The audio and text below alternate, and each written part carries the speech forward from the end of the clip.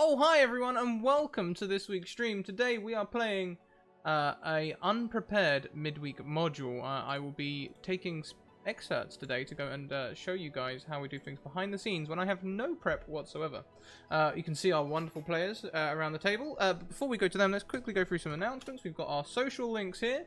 You've got Discord, Twitter, and YouTube. Discord for the community, Twitter to get a game. Send me a DM on Twitter, not Witter. Send me a DM on Twitter and I'll get you a game.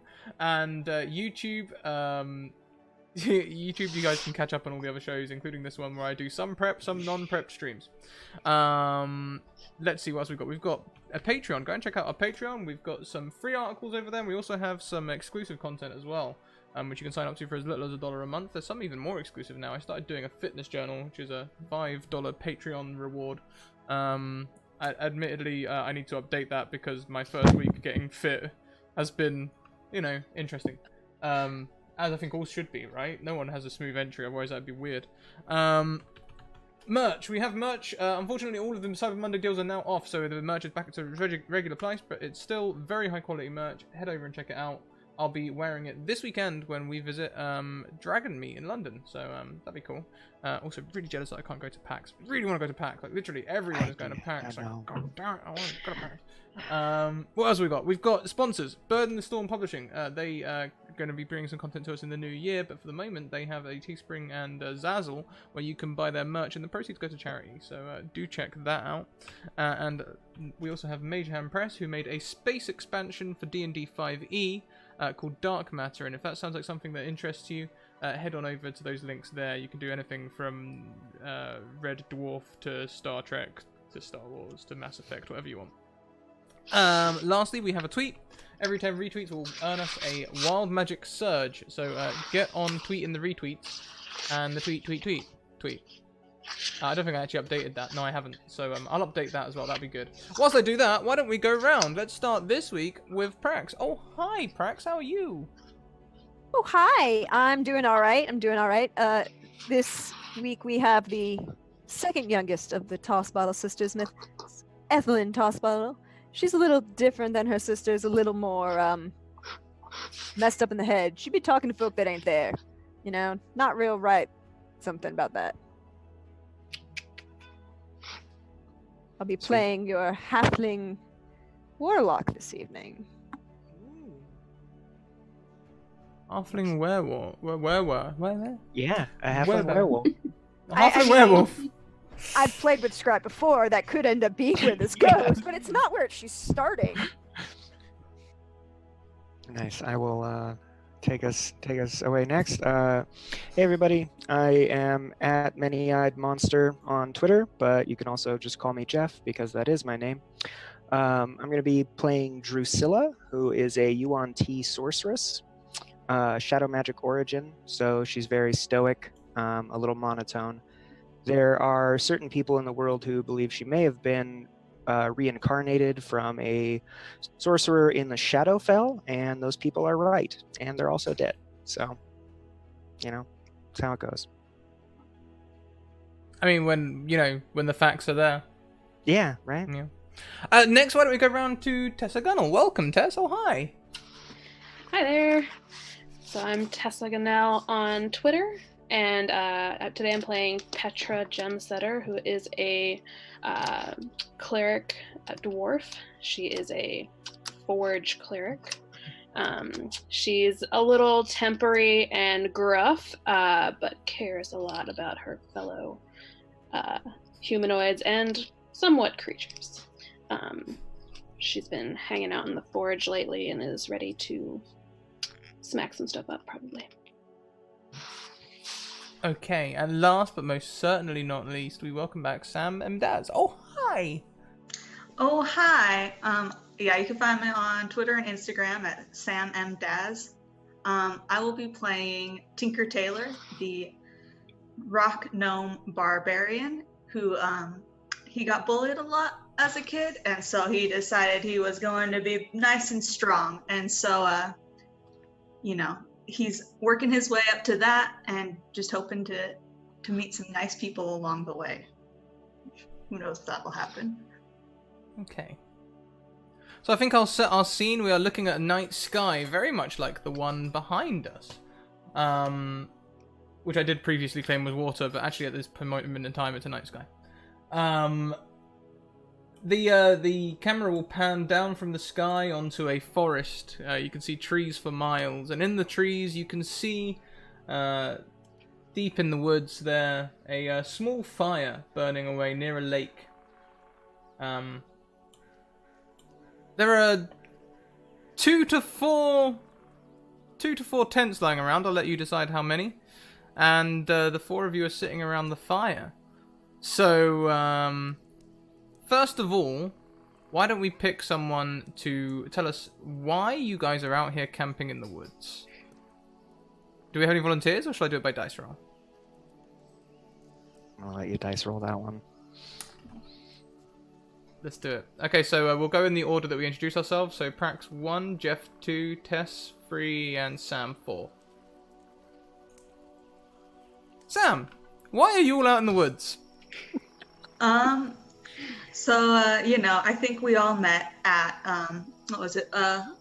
Some type of inn that took on adventurers. We kind of all, through our own backstories, got there. And we just, we decided that enough is enough. And if we're going to call ourselves adventurers, we're going to go out and adventure. And so we went to the nearest forest we could find in search of any type of adventure. Perfect. Yeah, I feel like the three of you may have wandered off, and then eventually there was just a scary snake woman behind you, and she was like, "Hey, what's up? How's it going?" And I figure Ethelyn's here mostly to get away from her sisters. Okay, so Don't sort quite- of mixed motivations, it sounds like. Some of you on vacation, others coming out for adventure. Some of you maybe bit of column A, bit of column B. Sort of like, yes, okay, adventure, but, holiday also. Adventures can be holidays, right? Well, I mean, less holiday and more, oh my god, if I don't get away from here, somebody's gonna die. Yeah, I think Petra's probably been making a lot of weapons and things for a while, and she's getting frustrated just making things and not using them on anything, so it's probably part of her motivation. Okay, cool. So what did you bring out with you? Have you got this special piece that you've been, savoring for months, or a new thing, or...? I have a warhammer. Yeah, I have a fancy warhammer that I would bring with me. That's fancy Warhammer. Tasty. Okay, so you guys are all sitting around camping. It is late at night. I guess you would have been sharing stories. Does anyone have a short story they'd like to share? Yeah, I'll go share my. So, back when I was a kid, I got bullied so much, and so I hit the gnome gym every day, lifting all those logs up. And one day I went to my number one bully, my nemesis, Soldier Spy, and I went up to him, and he wasn't expecting it, but man, I just went and decked him, and it didn't do much to him, but it hurt me quite a bit. And that's when I decided to leave. Drusilla is sitting very close to the fire, like very close, like a cold-blooded snake would sit close to a fire when it's a freezing cold night. She has long black hair. She's in a long black dress. She has a wide brim black hat, but the top is flatter. It's not like a witch hat. Pale skin, yellow snake eyes. And she's listening to you talk. And she's like, "Oh yeah." And the whole time she's listening, she does not blink. She's just, "Oh. Uh-huh." I mean, is that okay for y'all? I don't want to be rude, nothing. No, I'm gonna be rude, it's fine. But, I mean, the not blinking thing, don't that hurt after a while? She kind of swivels, almost like her whole, more of her body than her neck. Oh. Was I not blinking again? Sometimes I forget. Oh, that's okay. We all do stuff like that. I don't know if it's a Yuan Ti thing specifically. My sisters blink, but it may be more of like a shadow witch kind of a deal. Ooh, we should get talking. I might know some folk that. Well, I mean, I've been talking to some folk, and she kind of gestures lightly to the blade that she's been kind of pointlessly running a stone over because she knows that it's perfect. She knows it's always perfect, but and she kind of shakes her head, and her long black hair is perfectly straight and doesn't, although it shifts, it always shifts back to exactly the way it's supposed to be. And she's like, I know some folk. Y'all might know some folk. I mean, I've met folk, yeah. oh, that's good. And this time, so you met our dear friend Tinker Taylor. They're No. right Yes. good with this stop hitting the things and hitting strings hardly. It sounds like they may have trouble with hitting things. I think they said that the last time they hit something, it hurt themselves. No, that was just the first time they hit something. Oh, They're much better now. the first Thank time you. I see. Yes. I mean, Excellent. there was that time with the unfortunate individual who shall remain nameless. I'm sorry, honey, I'm going to say it. And you went and hit him, and you were just a little too short, and he was just a little too tall, and you hit him in the shin, and you bounced off him. But that was not your Yes. fault. That was pure physics. Well, she should be better now that I made her a better axe, too. See, now it's Oh. all about getting the right tools for the job. And Petra's just like throwing rocks in the air and like hitting them with her warhammer out into the woods. Kind of just like watching the perimeter and vaguely entertained by what you're all talking about. I enjoy your sport with the rocks. As you watch the perimeter, why don't you give me a survival or perception check just to have a good old look around? Really large. Passionate, so really good. Ooh, bit of an internet break up there. Sorry, Tess, go again. It's okay. So you said me make a perception roll, is that what you said? Yeah, perception or survival or anything like that. Alright. I can remember how to roll over here. So there's two ways. You can either click on it on your character sheet or do /R1d20 plus your dex. No, wisdom, isn't it? Perception. Wisdom, if you're and your proficiency, if you are proficient. Okay. So you said either... Just click if you have your Perception. character sheet open. Mm-hmm. Character sheet, just click the Yeah. one perception. Okay. There we go, 17. So, you are looking around, you can see across the lake. The lake is still. If you were paranoid, you might think too still, but on a 17, there's just not a lot happening. It's okay. It's slight waves. It's fine. That's a calm lake. That's fine. You can however see around. You can see certain stripping on the bark of the trees, which may mean there may have been bears around somewhat recently. I'll walk up to one of the trees that has that marking on it and look at it a little more closely and see if I think it is just a bear, if there's something else going on with it. Yeah, sure. What would you like to roll? Like, I don't know, I guess probably nature or something, right? Yeah, nature. That would work perfectly. That would work absolutely perfectly. Alright, let me see. Not that that's my best, but... Ooh, Ooh. nice. Yeah, on a 19, this does indeed look like bear claws. The way the bark's been stripped is a bit strange. Nothing's eaten it, or maybe there was bugs underneath, but you can't see any signs of that. Alright. Go back over to the fire and put some more kindling on it. Were you able to recover your rock? I'm destroying the rocks. They're not even, like, really going very far. Smashing them. Yes. You hate the rocks. I mean, I can understand that. They're neutral. Only Yes. hate if I'm sleeping on top of them in my tent. Other than that, it's fine. What do you guys have against rocks? Those are the tools of my people. That one loves rocks. I grew up in a mountain. I don't have anything against rocks. It's fine. I mean, I don't really have anything against rocks. I don't want to be too close and personalized with them. They stay there, I stay here. Life is good. I get up close and personal with them, then things get weird.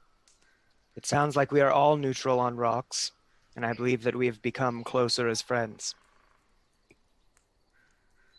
Possibly. Mm. We might be even closer if somebody had some alcohol.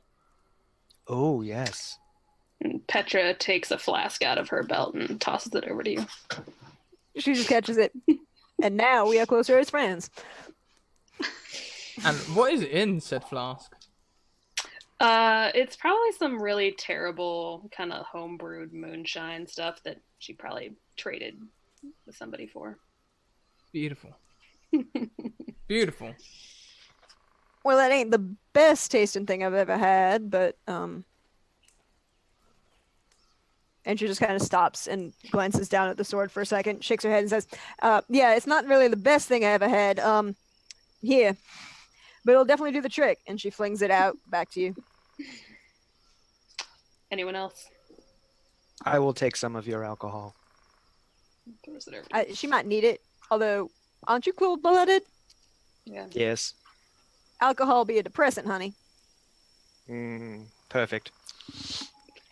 It's gonna make you colder. Well, that's not gonna work. Well, I we're do by a like it a fire little right bit. now If I'm anyways. being honest, it reminds me of the cold chill of the shadow times. Yes. And she tosses you back the flask. Take a swig myself and then put it away. The night That's rolls on. The night rolls on. The fire burns down. It's probably getting around. Maybe we should be sort of thinking about sleep. But what with the drink started and stuff, it could go either way. You guys could be, if you're getting on well, you could stay up. Drusilla takes the first swig that she took, and then about 10 minutes later, you all look over and she's asleep by the fire. That does that one. Who's staying up first? Preferably somebody who can see in the dark, because that ain't gonna be me. I'll volunteer. I guess. I mean, you need me to keep you company. I can do that, honey. I mean, it's up to you. I'll stay here and just talk to myself if need be. Well, you don't need to talk to yourself. You can talk to me. That's fine. Okay. And I got other folks you can talk to. I talk to myself. Well, that's not true. I talk to people that answer me. Sometimes. Possibly. Maybe. Just don't talk too loud, and I'll take the second watch. So I'll head off to my tent.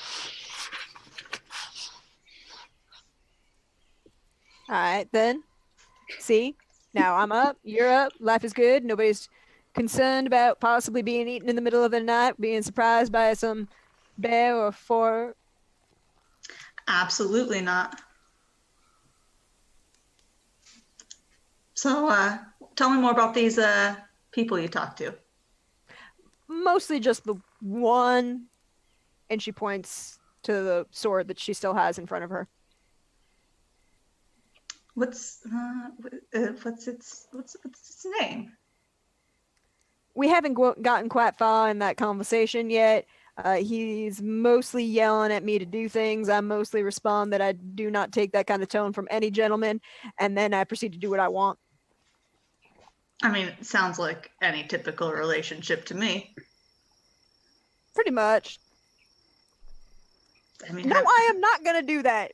Y'all shut up. what did he ask you to do? Apparently involved stabbing him in the middle of a fire and letting him see the wonders of the world. I don't know. I don't do shit like that. My cousin did a shit like that and ended up, out in the middle of nowhere. You seem to have a fascinating family. Yep. He's out on a ship somewhere. Last we heard, he was doing privateering. If you can believe that. No, but also, stabbing a sword into a fire took him to a ship? Well, no, that mostly involved. Well, there was a lot of alcohol involved. Nah. There was also a woman or 3 involved. It got weird. I mean, yeah, it's much weirder than your random talking to a sword. Each his own. I guess so. So what brought you out here? Mostly avoiding my sisters. Evangeline's decided that I do not fit the family aesthetic, and she needs to fix that. I love my sister. You know, she's my twin. It's great, but there's a reason why she sings and dances and I do not. You don't? I mean, Not what about so, after anyways. alcohol? Yeah, where's that flask? Can I go and look for that flask that Petra had? That's up to Petra. Petra, you put it away, right? It was in your Yeah, I put pack? it away, and I'm in my tent. I mean, I think here's the thing. I will usually imbibe a certain amount of alcohol where I could be persuaded to dance under certain circumstances. but I'm so curious. But those circumstances do not involve being in the middle of jack shit nowhere, in the middle of the dark, with folk we only mostly kind of sort of know. But I mean, we got a fire here. Isn't that enough? Isn't that enough of a mood setter for you? No, not really. I survived. We survived. Our family survived in a way. Look, we'll be very, very frank. We involve stealing things. That's how this personage. What is the appropriate pronoun for a weapon? I'll have to figure that out. I mean, I think you referred to it as a he before. Yeah, but I mostly haven't actually asked his introductions. Oh, well, there's that. We'll go with him. You're welcome, by the way. Very much so. Yeah, that's how I ended up with this particular individual in my company. Put your hand on the wrong item that you need to liberate out of a certain gentleman's carriage at a certain wrong time, and things kind of happen. You're lucky. I skipped school. Well, it's I've done all right, I guess. But, quite a story. yeah, no, you're doing the right thing. Well done on subscribing. Well done. Oh, it is. I'm still gonna try to get you to sing and dance with some alcohol eventually. In the middle of this conversation, Drusilla starts awake, and then she stands to her full height, and she says, "It is too cold!" And then she walks into her tent and closes the flap and disappears yet again. I think it's about this sort of time that I'm going to quickly run off with chat and talk to them about setting you guys your first encounter. So I'm going to mute you guys. Have fun. You guys can talk amongst yourselves, and I'll be right back.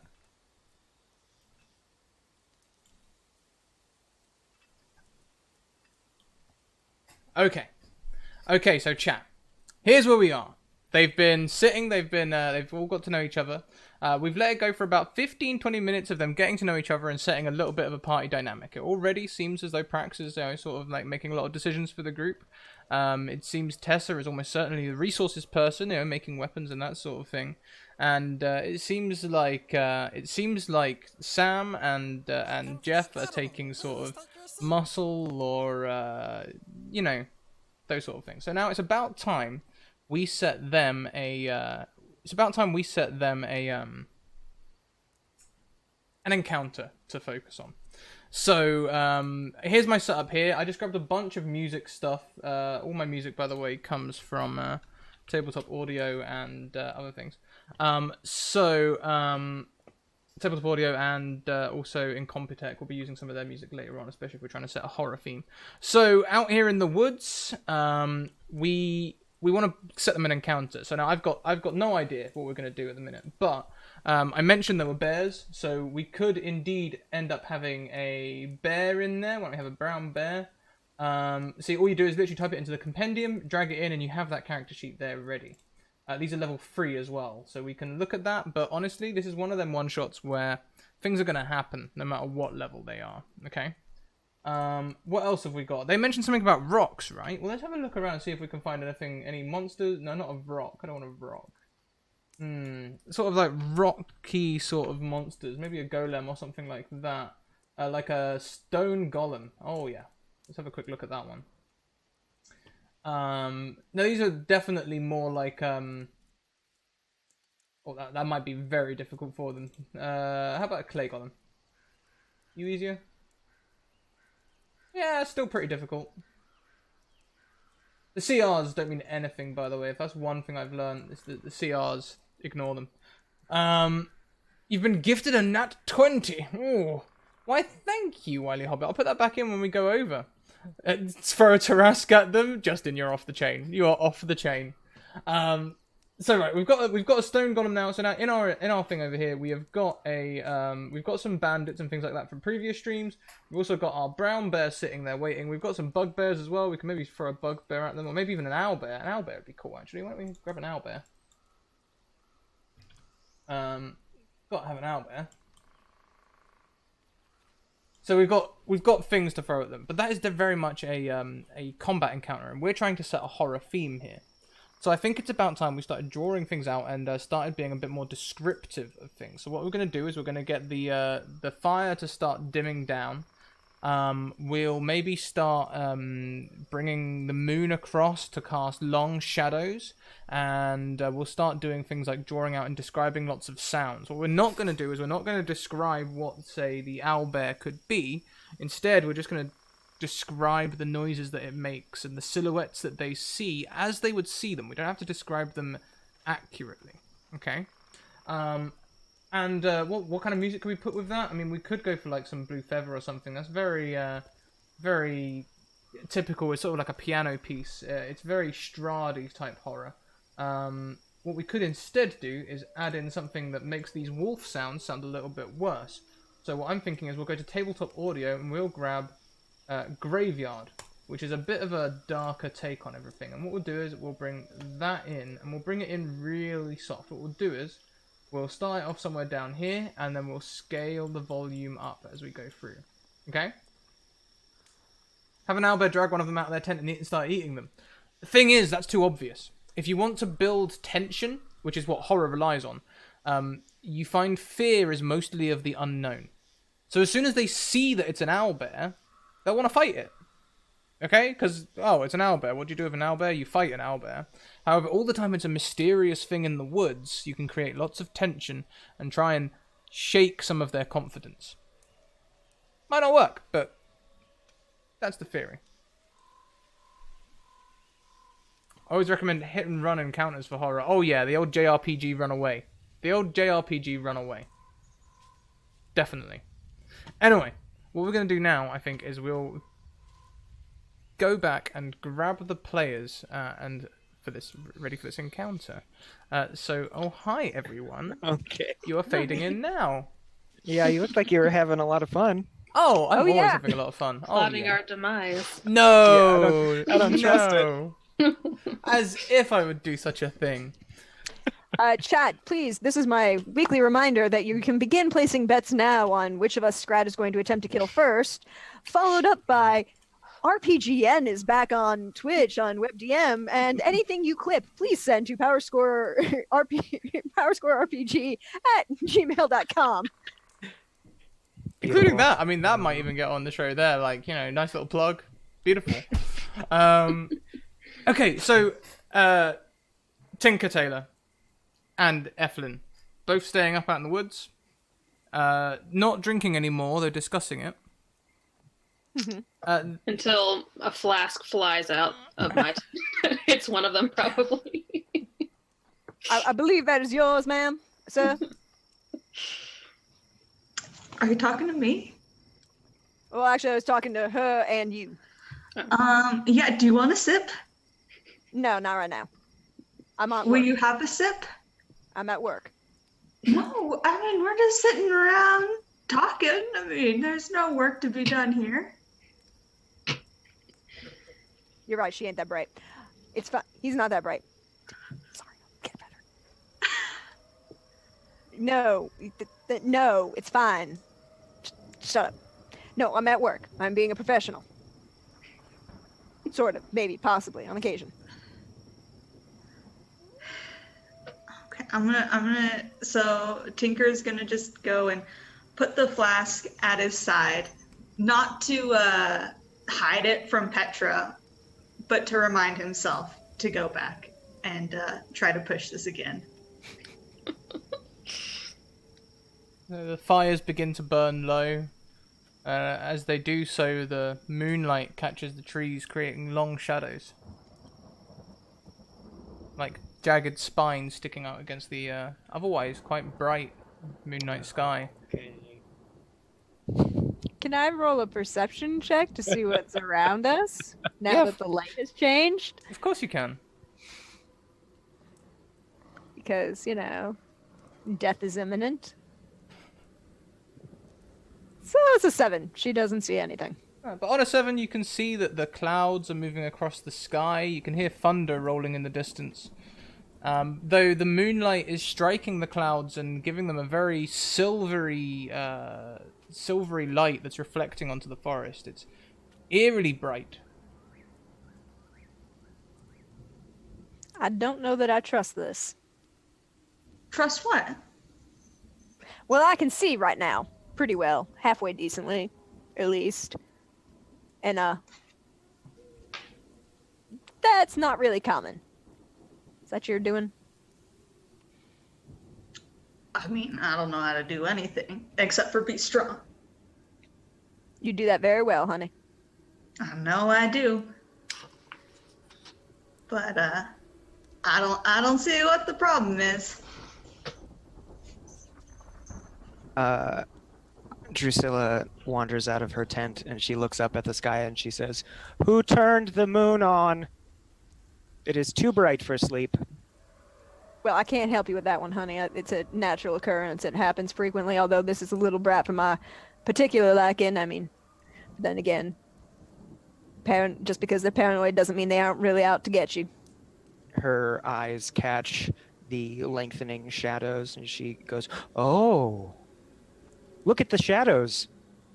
They're longer. That's Yep. very nice." Slightly disconcerting. Disconcerting.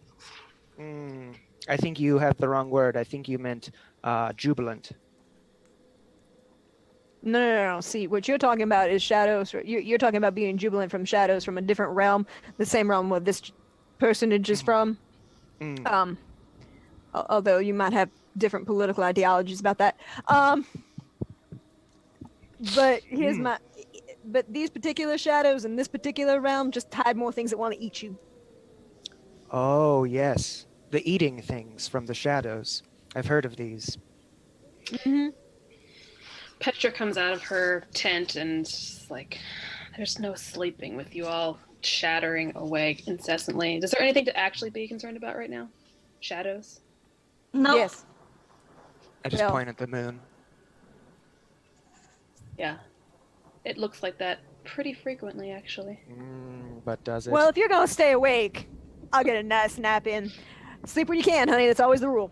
Wait, The do you night want some alcohol first? Yeah, I'll take that back.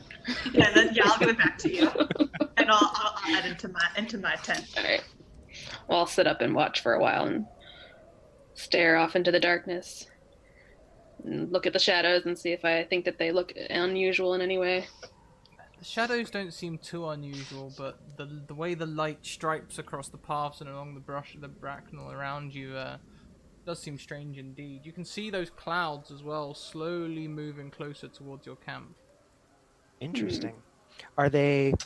maybe this will be a perception check, but are they moving, heading, straight for us by a trajectory, or are they just, regular clouds sort of moving in our direction? They're sort of regular clouds, but rolling over towards you. Sort of like the whole sky, sort of. Right. That slow but quick sort of cloud movement. Although apparently if you live in places like Florida, that's not a normal thing. That was the weirdest thing that I found when I was there, is that your clouds don't move. What the hell? In England, it's perfectly normal for clouds to move at a reasonable pace. Interesting. You're muted, Parax. I want to All roll... depends on the weather pattern. I would like to investigate sort of this silvery moonlight situation. Nature, perception, arcana. Whatever you roll, I will give you a description that befits. Perfect. Hell yeah. Woo! There is absolutely nothing magical about these clouds.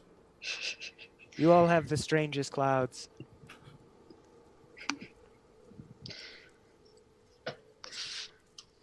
I believe the term is silver lining. I have heard it spoken of positively. Can I also make an Arcana check to see if it looks like something that I Yeah, of have course. any experience with? All right, I'm gonna do that.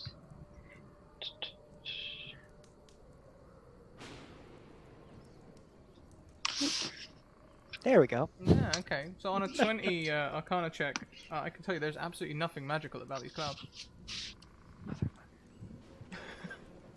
This is the part where we're all looking at the clouds, and then like a snake bites us all or something. You mean comes out Okay. of those very lengthening shadows that were all creepy and crap? Mm-hmm. Mm-hmm. Is that your way of telling us that you're about to bite us? Is that like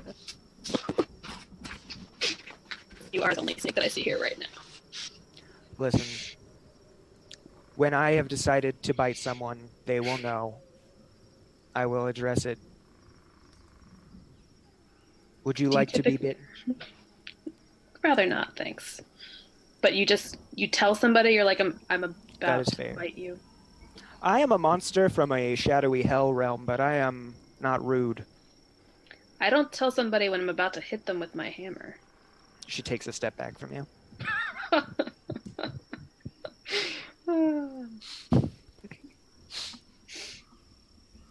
That seems odd. A nearby tree groans loudly as though it's being put on by a great weight. I'm gonna inspect that tree. It's just a little way off into the woods. So the sound came from.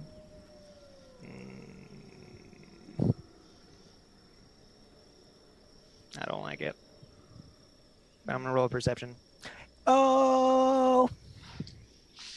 On an 18, you perhaps partially see and then remember that there was a large oak that had gone over and was rotting nearby. It sounds as though it's that tree that just made the sound, although from where you are, you can't see anything on it. Okay.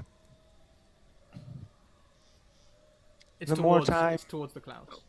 Towards the... Oh, God. Okay. The more time I spend outside of my tent, the more I begin to fear. And she just keeps looking around.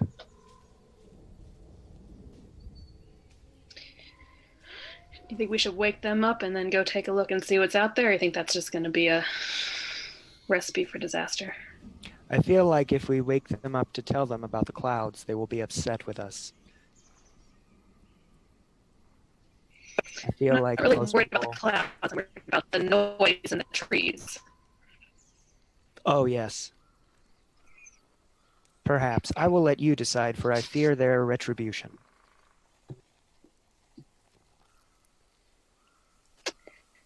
I think we'll wait a little longer here, see if anything sounds like it's getting any closer. You wait a little while longer, the forest carries on making the same sounds it has been making. Your nat 20 perception check, what was that in relation to? That wasn't anything. I'm sorry. I hit something. Wasted a nat 20. Wasted that 20, I know. The clouds move closer and closer, and as you can see, sort of like, as they get closer, you can see a mist rolling in underneath them.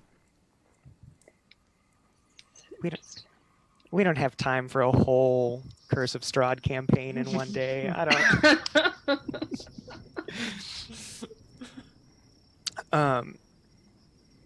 Yeah, the mists and the fog start coming in, and Drusilla looks at them. What is your general code of conduct with mists that roll in ominously? Do we run from them screaming, or do we investigate? Depends on the situation, usually. This one's coming at us over the water, so it's a little hard to go out and investigate unless you want to go for a swim. No. Yeah. But Distress, I do worry that bottom once of the the fog is on top of us, our perception for whatever's in the woods around us is going to be severely impacted. Yes. Let me think on this for a moment.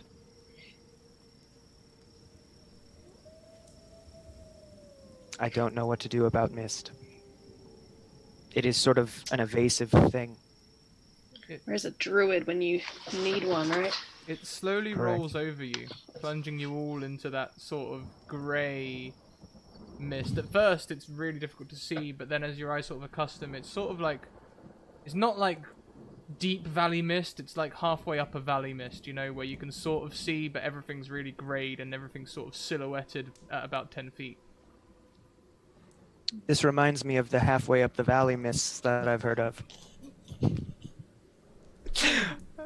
I mean, I'm used to mists coming off a body of water that, you know, we call that fog. A little bit of the I mean, fog. There's a difference there. There's mist and then there's fog. I hear, I missed the, I hear that your people spend so much time within the fog that you have many words for it. Hundreds, in fact. Who, me? Clouds, fog. Evelyn's so asleep. Okay, That was just my me. bad. Oh, okay. Yes, I think it's time to wake the others. This fog came upon us quite aggressively. Alright. I'll go in and...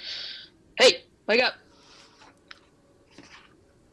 We have a fog moving in, and our perception and our ability to see more than 10 feet is pretty impacted, so might want to be ready just in case. I was gonna say from over Petra's shoulder, but pretty much I'm like 6'1", so kind of leaning down into the camera. This snake face comes down and says, "Also, there was a loud sound of a tree." Alright. Did anybody sound off the foghorn then? No, Foghorn? Yeah, not a leghorn, a foghorn. I do not There know aren't of the any foghorn you fish speak. on this water. It's fog. You make a loud noise. Make sure people can tell when you're backing up. Oh. You aren't backing up with anything. I'm sorry. I'm awake. Drusilla shouts, "I am backing up now," and she walks away from the tent. I think See? she's been talking to her sword too much. Unfortunately, that's probably true. I mean, alright, do we know what made the loud noise, and is there anything that we are aware of in the fog that might kill us and or eat us? Not that we've been able to identify yet. From that Can I same- do another... Oh, sorry, go ahead. Yeah, what were you gonna say? I was just gonna say, if the mist seems different to me than the clouds were, if I could make another Arcana check to see if it's something that I think has a magical basis in some way. We've done a lot of Arcana on the clouds and mist. Okay. Why don't you try something else? Okay, so I'll just do a nature check, I guess. Yeah, sure. All right.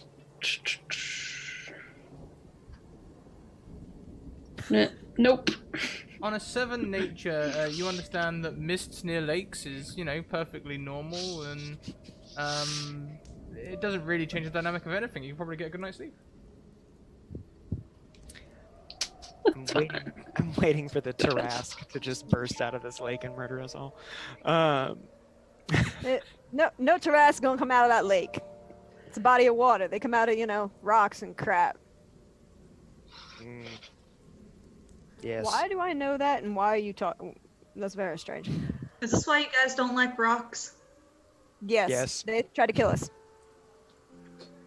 Fair enough. Well, perhaps it was a false alarm. I do believe that the loud tree sound I heard could have been the oak that we saw earlier, the weakened one. As you mention the oak again, you hear another loud groan from that direction, and then suddenly a loud crash as though it has broken. Oh, there it goes. And this is where I follow my sister Elwyn's sound and usually mostly acceptable advice. Yes. And she kind of turns, holds the sword in one hand, looks at where the sound came from in the general fog, and says, "Alright, y'all now come on out of here and we can have ourselves a conversation, or we can start stabbing each other. One of those two things is gonna happen." Is she speaking to you or to the sword? No, I'm speaking to whatever's out there in the middle of the woods. Oh, yes. It's difficult to tell when she talks to so many invisible things. I know it's a problem, but in this particular case, my voice and or person was projecting towards the giant whatever that's out there that's gonna eat us. Don't eat me, eat her first. Pointing at the dwarf. Sort of hear a sort of snuffling sound from over in there. Snuffling. Petra grabs a stick out of the fire that only has one end burning and kind of holds it in front of her. I do not like the sound that this thing makes. I will retrieve my crossbow now. And Drusilla walks into her tent and comes out with a light crossbow. Can I roll a general nature check to guess if I think that this is... Because it sounds like a pig. Yeah, go for it. And hog and feral pigs and boar, while dangerous and should not be ignored, ever, can be avoided. True. But scary. It's a 12? On Solid 12. On a 12, a solid 12 no less, you can indeed hear the distinction between it not actually being a pig, that just being a rubbish voice acting of a snuffling sound. That's actually another kind of muzzle, something large.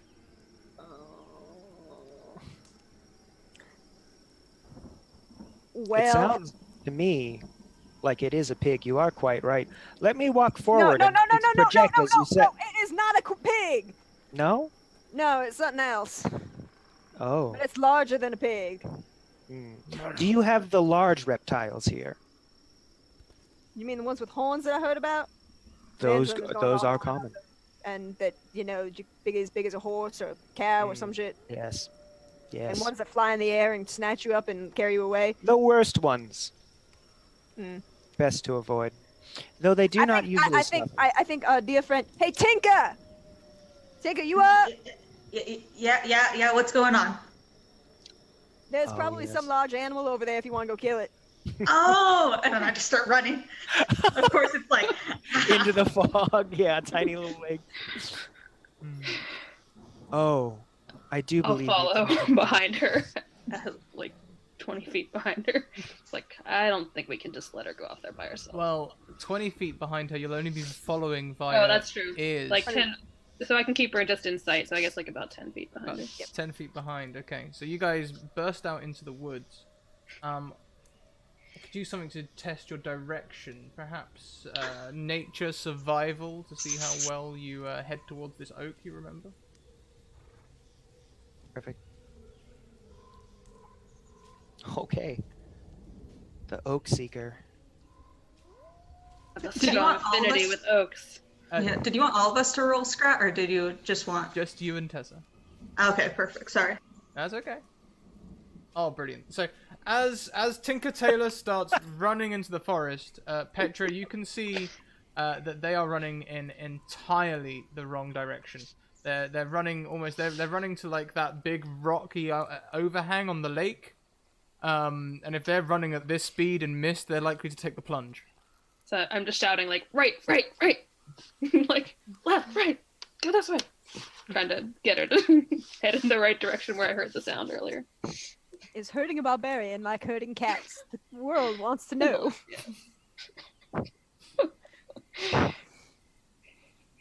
I don't know that he'd hear. He's just excited to be going. It's like, let's go. I'm gonna go kill some things. Drusilla looks at Ethelyn. Do you think we will ever see them again? I got 50-50 on the dwarf, the gnome, and 80-20. Fair. Good odds. I think Not good odds, but accurate. I think this is a perfect time for me to go and have another quick chat with Chap about what we can do to do this encounter next. I'll see you players. Sure. Okay.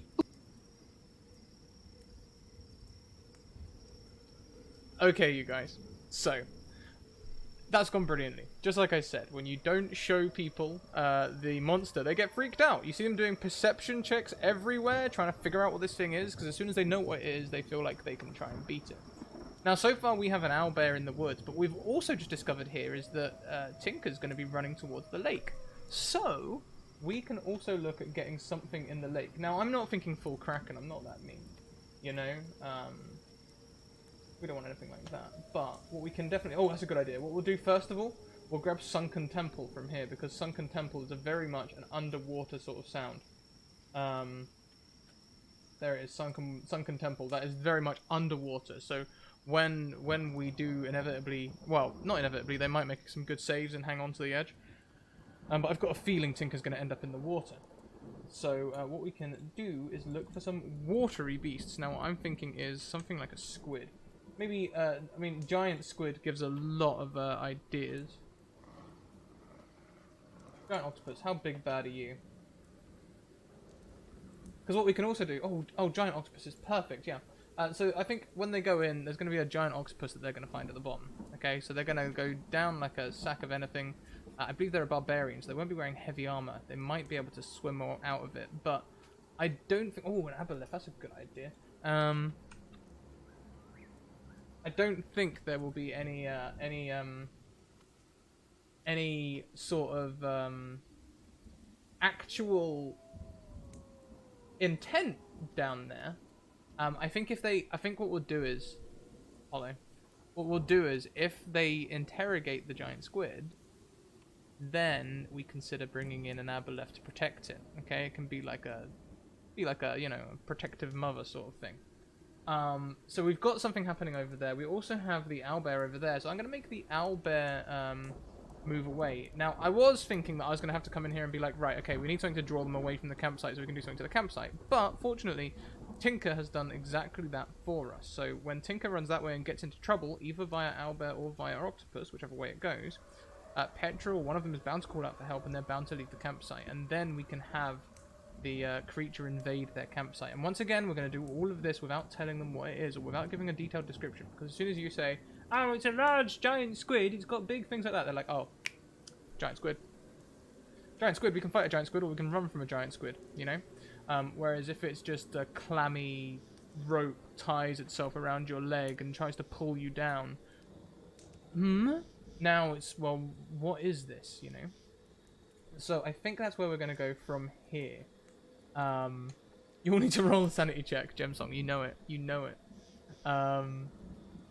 So that's what we're going to do next. Is we're going to keep the tension high, but we're going to throw in some peril. Okay? Awesome. So what we're going to do is we're going to head over and we're going to go and get the players back for the next step of this little encounter. Oh, hi everyone. Welcome back. Oh god, here we go. So, first of all, I think most prominently, Tinker Tailor, can you please, as you go charging off with the low survival in a completely wrong direction and go hurtling off the side of the water, please make me a dex save to try and prevent yourself from going over the edge. If you would like to. If you'd like to fail, you can. That's always an option. Okay, so on a 15, I'd say that as your foot goes off of this rocky ledge, you'll be able to turn and grab hold of it. However, your feet are probably going to be dangling very close to the water. It's a good thing I'm strong, then. And I'll catch up and I'll reach down and pull her back up. Yeah, so just nice little... Make me an athletics check.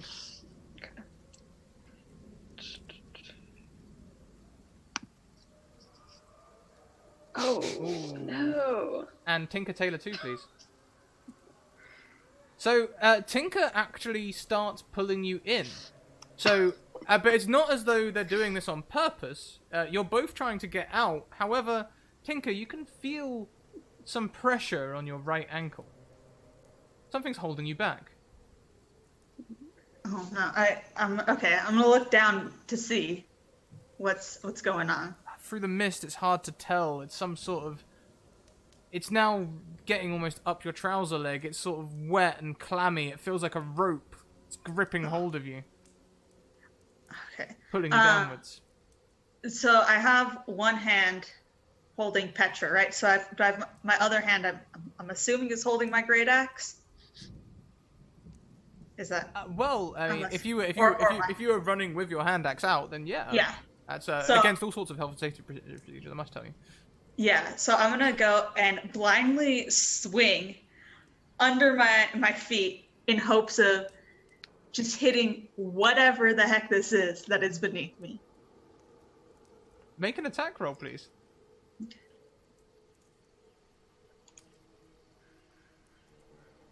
That is a solid attack roll. Please do me some damage.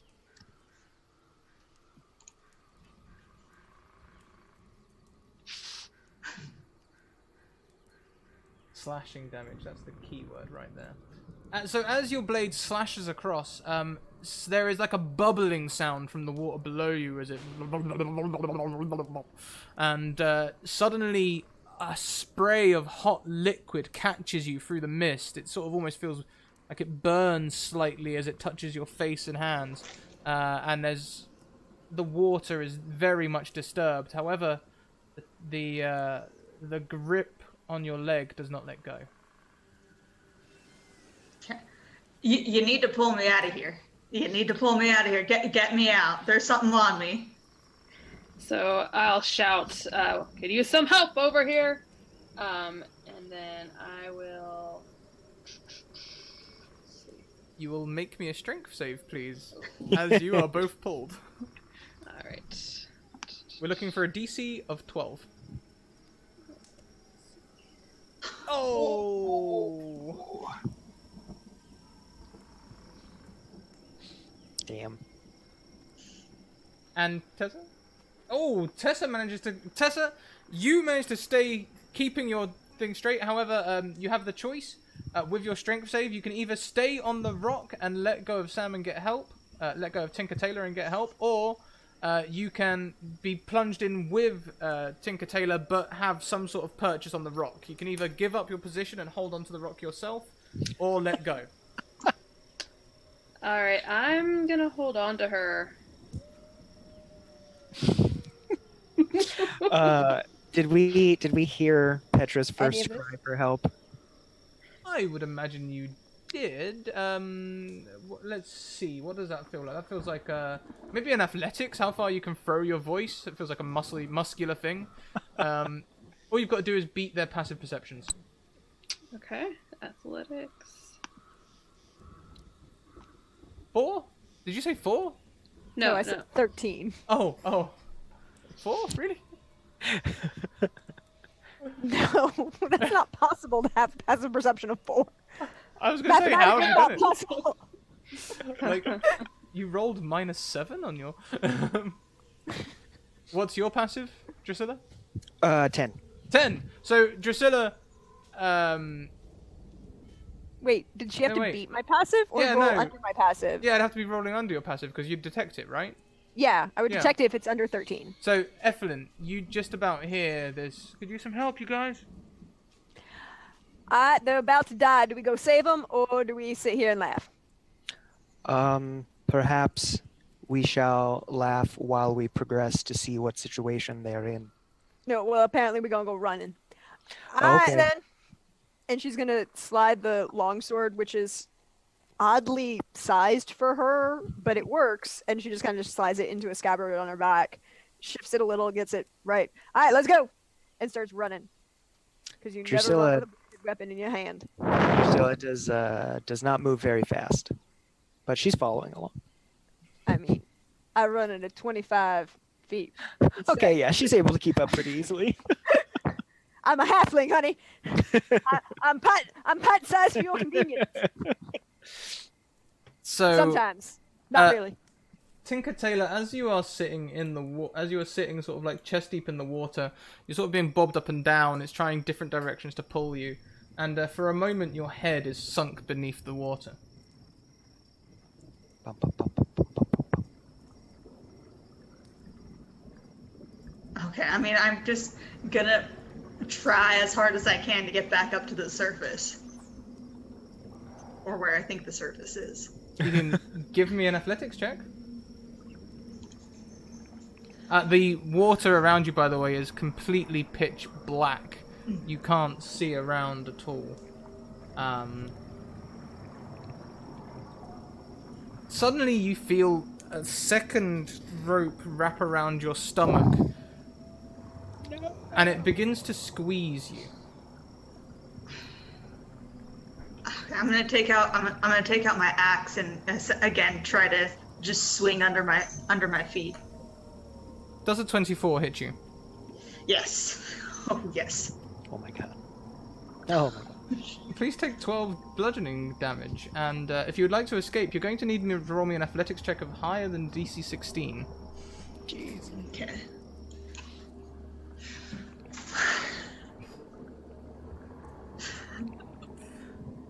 We can now all enter initiative with the mysterious creature, if you'd like.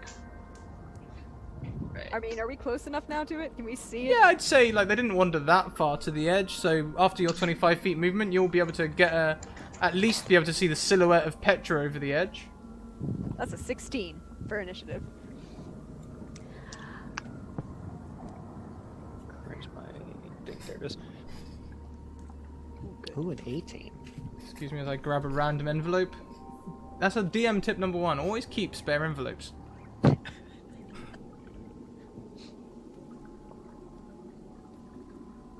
Have we all rolled? I think we need Sam's. Yeah, Sam. No, I rolled a 7. Oh. Yeah, so Yep. you did. So you did. So, Drusilla, you have initiative.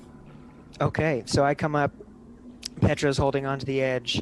I just see Tinker's hand, I guess, because they're underwater. Yep, they're submerged underwater. Petra is sort of holding on to the side. They're not dangling by one arm. They've got like a solid grip, but they're not on the shore proper anymore. They're halfway down the bank.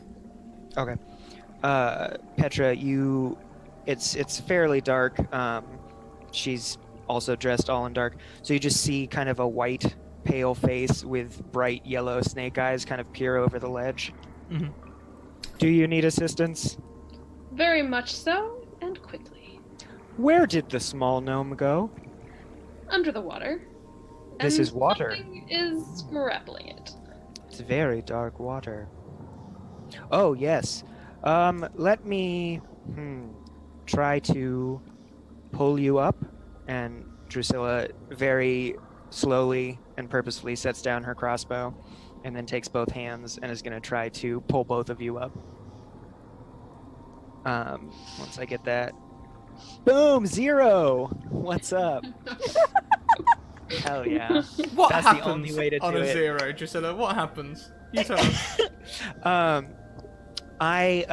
So Drusilla leans down and she takes both hands and she lifts just enough to get Petra's hand off of the ground, but then does not have the strength to support both of them, and all three of us just tumble into the water.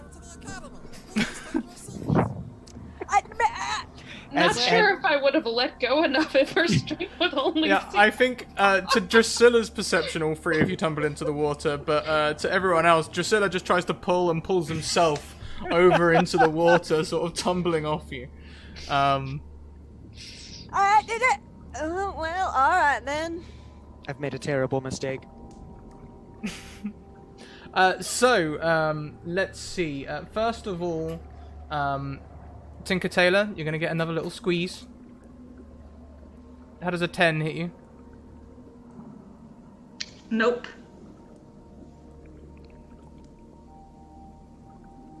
And Drusilla, you feel another tentacle come and wrap itself around you. Does an 8 hit you? No, it does not.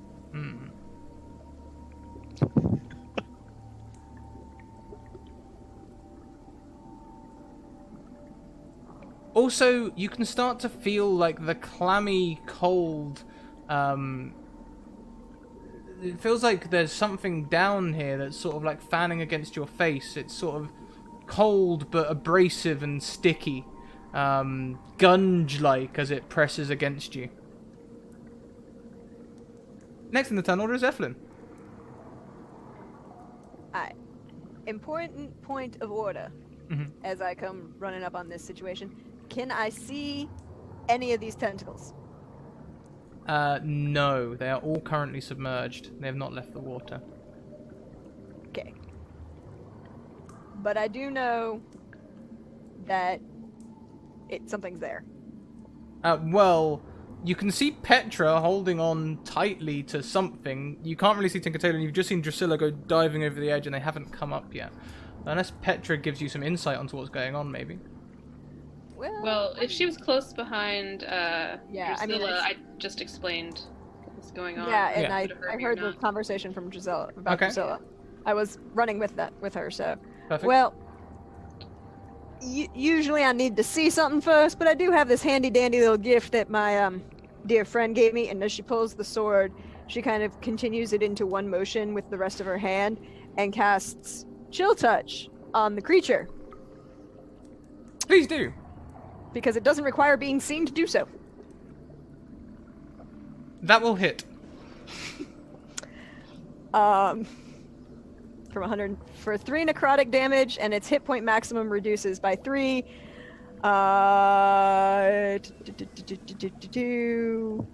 And it can't regain those hit points until the start of my next turn. Okay. Well, as you do this, suddenly the tentacles let go of Tinker Tailor. They let go of Drusilla and rescind quickly into the water with a cry. Y'all better get out now, honey. I don't think that's gonna keep it unhappy long. I do not do water as a rule. And also, she's gonna kind of look around behind her to see what else scared this off, because she's betting it wasn't her. Yeah. Are we out of it? Are we still in initiative, or are we good now? You're good. You've been let Okay. go. Yeah. Yeah. I'll try to- I'm gonna get out. Nope. Yeah, I'm trying to pull him back up. Do I need to make a Drusilla- strength check? No, Surfaces. they are no longer held. You guys Okay, can so climb we can using your movement speed. Okay. Climb. Drusilla kind of just wades around in this dark pool for a second. I fell. Yeah, I saw that. Did you? It was a shame. It's very cold in here. And she sort of scrambles up out of it. From somewhere in the middle of the lake, there is a sonorous, gong-sounding call. Something deep. That would be what chased off our dear friend and made him angry, because it won't gonna be me. Alright, then y'all, we better hurry up and get out of that water. Climbing up very quickly. Drusilla scrambles up and then picks up her crossbow, dripping wet. And she still, none of you have seen her blink yet. And she turns towards the sound and she very slowly blinks. And she opens her eyes and she says, I am very upset at being wet. I would like to extend my anger to whatever it is that has made these noises. Alright, but can we do it away from the water? Because then that's probably their terrain, and we're probably gonna die if we're near it, and might be better if we're in a more stable environment, not close to a cliff edge. Yes. See, Superb tactics. Hey, Tinker, y'all good? Yep. Let's go. Alright, let's go. Because anything that's said 5 times must be true. Ethelyn does not believe a word that just came out of Tinker's mouth and is very used to dealing with people in the middle of panic attacks and or upset. She has 4 sisters. It's fine. Alright, y'all, let's go. Petra, y'all okay? You need some help? Doing good. Not Alright, sure exactly what just happened right there, why we ran off the cliff, but doing all right. Yeah. Can I tell anything based on the sound? Good lord, there he goes again. What? So can you tell everything based on the sound? Sure, why don't you give me a check? We'll get to Tinker running off in a second. Okay, so would that be Arcana or Perception? Maybe more like nature or survival. You are, after all, out in the woods. Alright. We'll try Survival. On a 19 survival, that was almost certainly a large aquatic creature. The things that spring to mind are like a whale, narwhal, giant squid, something like that. We picked a bad camping spot. Do you say any of this to us? This might be a squid, might be a whale. Something we don't really want to mess with. But Whales are. isn't this a freshwater? Yeah. I don't think those animals reside in a. Confusing me as well. Yes. I fear Alright, the then, land with. Unless somebody done open a portal, to the plane of water, those creatures should not be in this body of water. Yes. And it is our righteous duty to defeat them. I understand, yes, now. You're in a bad mood, aren't you? And she's just continuing to walk towards the camp because she knows which way she came from. And just saying, somebody gonna get Tinker because he done runned off again. Drusilla is staring out in the direction, across the water, in the direction of the sound, but then she slowly turns. Tinker, small gnome, where have you gone? And then she slowly wanders into the fog after him. Tinker, as you run through the fog, why don't you give us another survival check for your direction? Oh, I'll happily do that.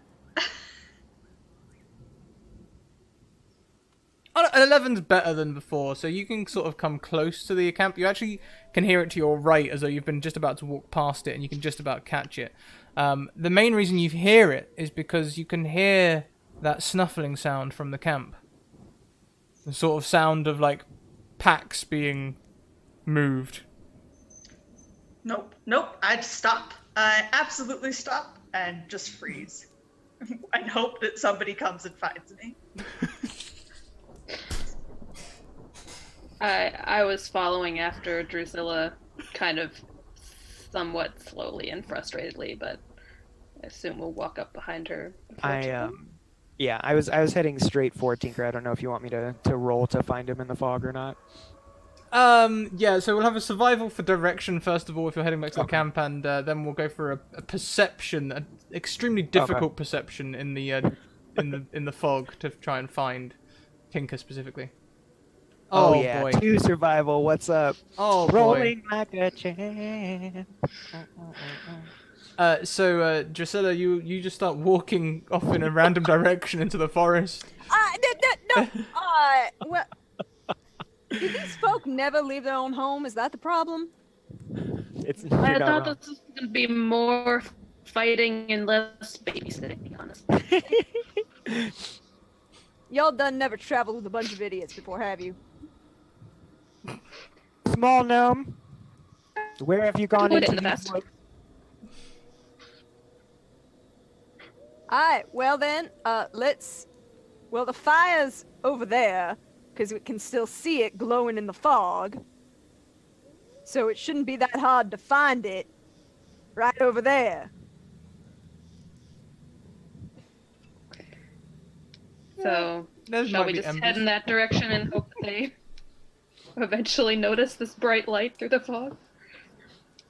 I would hope so. Y'all, somebody need to get their eyes checked. That's what's gotta go on here. Maybe it's because she never blinks. Maybe that's it. Must be drying out her eyes. She can't focus on shit. I don't know. Would either of you like to roll a survival to back up this big talk? Sure.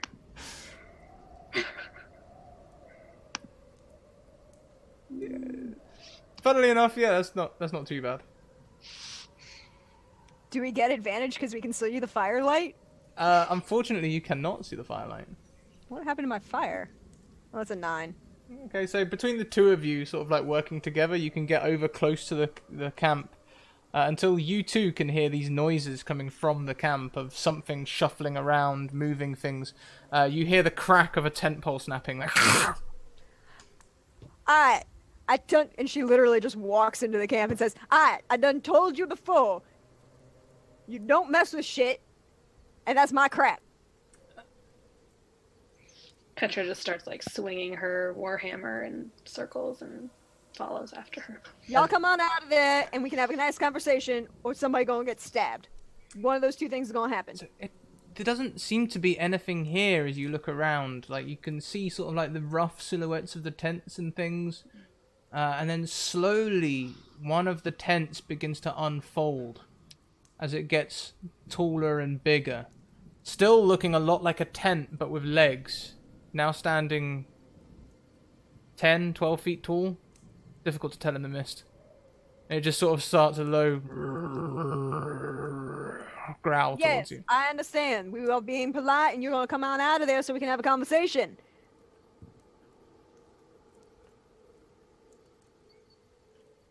The creature begins to leave. Looks like we're going That's for- our tent, you asshole. Bring it back. It shuffles away in the in the mist. Now loping away. I am heading Well, towards that was the sound Drusilla, of so I'm not really that concerned about it. shouting. My shit's still good with me. Tinker Tailor, you can hear a creature starting to stampede towards you. Nope. I'm frozen. You can hear this. It walks sort of like upright, the tent sort of flapping around as it runs. Yeah, I'm gonna just run in a direction. No. Yep. I don't like this one bit. If he was that close to the camp, Ethelyn was not quiet. She was kind of loud about this. Oh, Tinker would have heard Ethelyn's challenge, yeah, certainly. And then the creature starts stampeding towards you. So the general understanding is that you should come the way the creature went, because that's where Ethelyn is standing there yelling at it as it runs off with their crap. I think the question is, does Tinker Tailor realize this in their moment of panic? And we can do that Exactly. with a wisdom saving throw. Oh, This is almost the perfect time for a wisdom saving throw. Oh dear. What happens, Tinker Tailor? You tell us. What happens? He's just. Oof. He's just no. I'm gonna have to go with what I originally said. And just he goes in a direction. Doesn't know which direction. He could go towards the creature and the camp. He could go. Actually, can I roll a 1d4 Yeah, do it. to see? Yeah. So. Anytime North, south, east, anytime any of you guys want to add some chaos, you can feel free to. Oh, shoot. Is it slash R? Slash Yeah. R and then 1d4. With a Oh space in no. between. Thank you. You're welcome. Okay, yep, so I guess he's gonna go if camp is north, that's kind of what I was north. He's gonna go straight to the right then.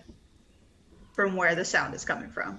Okay, you will run for about 15-20 feet before you find an old stump which is hollowed out.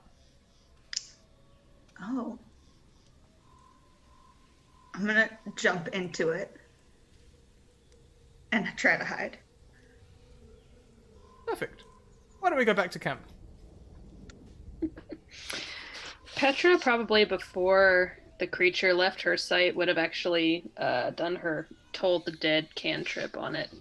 Because she's feeling kind of Salty. angry and annoyed. Yes. So, let's see if I can find that.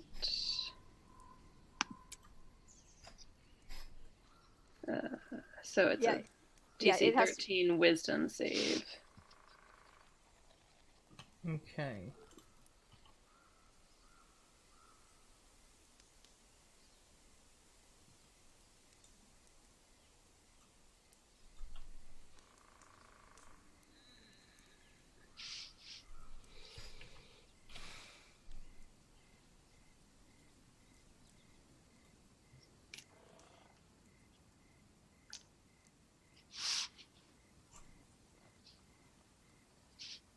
It fails and cries out in more of a roar this time, less of a growl and more of a roar as it continues to run away.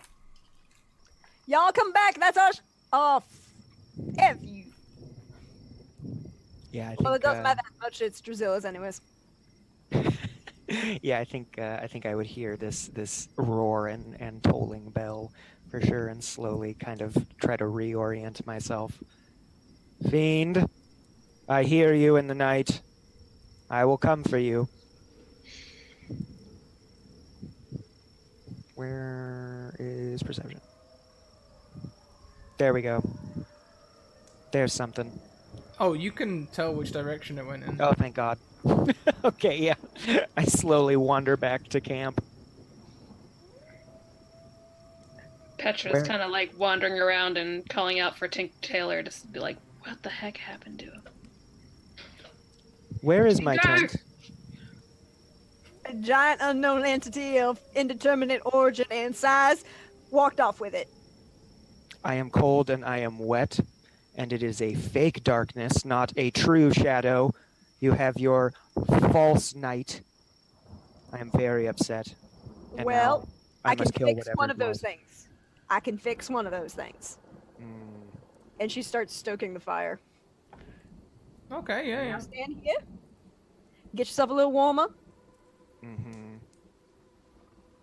And be prepared for us to probably be eaten in the next, half hour, 20 minutes. It's fine. We don't piss something off. I am the one that will do the eating. It will come near me and it will feel my fangs. I'm gonna leave that alone. Just not even gonna touch it. I'm not gonna Leave unpack it that. right alone. Drusilla talks a big game, but she slowly huddles by the fire. All right, y'all feel better then, honey. Petra, I'm looking for Tinker over here. Can I make a survival check to see if I can find him? He's hiding in a log or something, right? Oh man. Yeah, sure. Why don't you make us another athletics check as well? That sounds great. Let's see. So, Let's make the DC like Which one 10. first? That'd be fine. You give us the athletic checks first, so shouting after them. alright. Ooh, so Athletics. you're feeling a bit hoarse, maybe from that shouting Yeah. earlier. Probably so. And then, survival. 17. 17's not bad. On a 17, you can sort of find maybe, even in the mist, you can find some of Tinker's tracks leading along to this stump. Alright, I'll follow him and keep my eyes open as best as I can in the mist for any signs of this creature as well as I'm looking for Tinker. just Yep. come back to the fire, because I'm gonna keep that right nice and bright tonight. As you approach the stump, you see the flare of a match.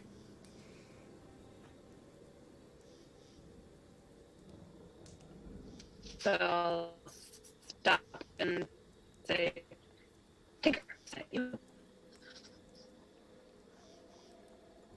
What? I pop up. I don't know if you can actually see me if I pop up, though.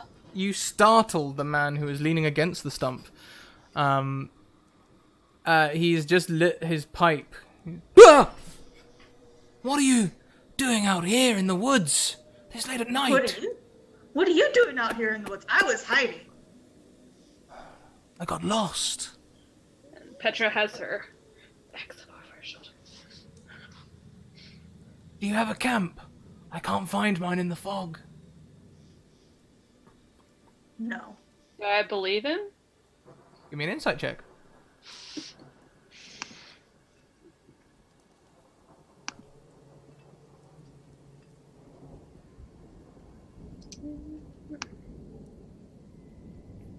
I mean, it is foggy. Seems reasonable that someone could be looking for their camp.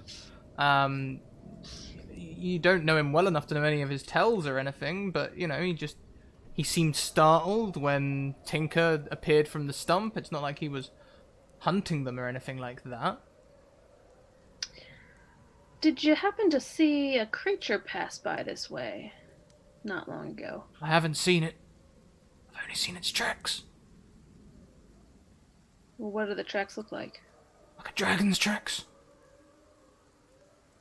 Big paws, massive talons. Where is it? Didn't seem very draconic when we came across something earlier. I don't know what it is. But I do know we're not alone out here in the woods. And he walks yeah. forward in the mist so he becomes less of a silhouette. He's wearing a bright orange vest with gold ornaments that dangle from the embroidered border. He's got a pair of lime green trousers which fit him like what are they called? Harem pants. Them sort of like tight to the ankle but baggy everywhere else. And he's wearing a set of spectacles that are round. Well, yeah, we're not alone. You're out here, and she's out here. And I'll tell you, that mist wasn't natural. Looked pretty natural to me. What makes you think it's not? Oh. There's a strange feel in these woods tonight. Are you sure it wasn't just smoke from your pipe? That's just tobacco. Sorry, do you smoke? I mean, I dabble. Well, take me back to your camp and I'll share some of my leaf with you. Does he look like he's wearing any... He has any weapons on him? At his side there is a dagger, which looks as though it is both hunting dagger and weapon and tool. Alright, take you back. But, I'll whisper to Tinker Tailor to follow behind him and keep an eye on him, and since I've been having better luck with navigating, I'll try I was to gonna get say, I'll lead the way. I'll lead the way and we'll never get back to camp. Go around in circles for hours. No, I'll roll something terrible. Probably.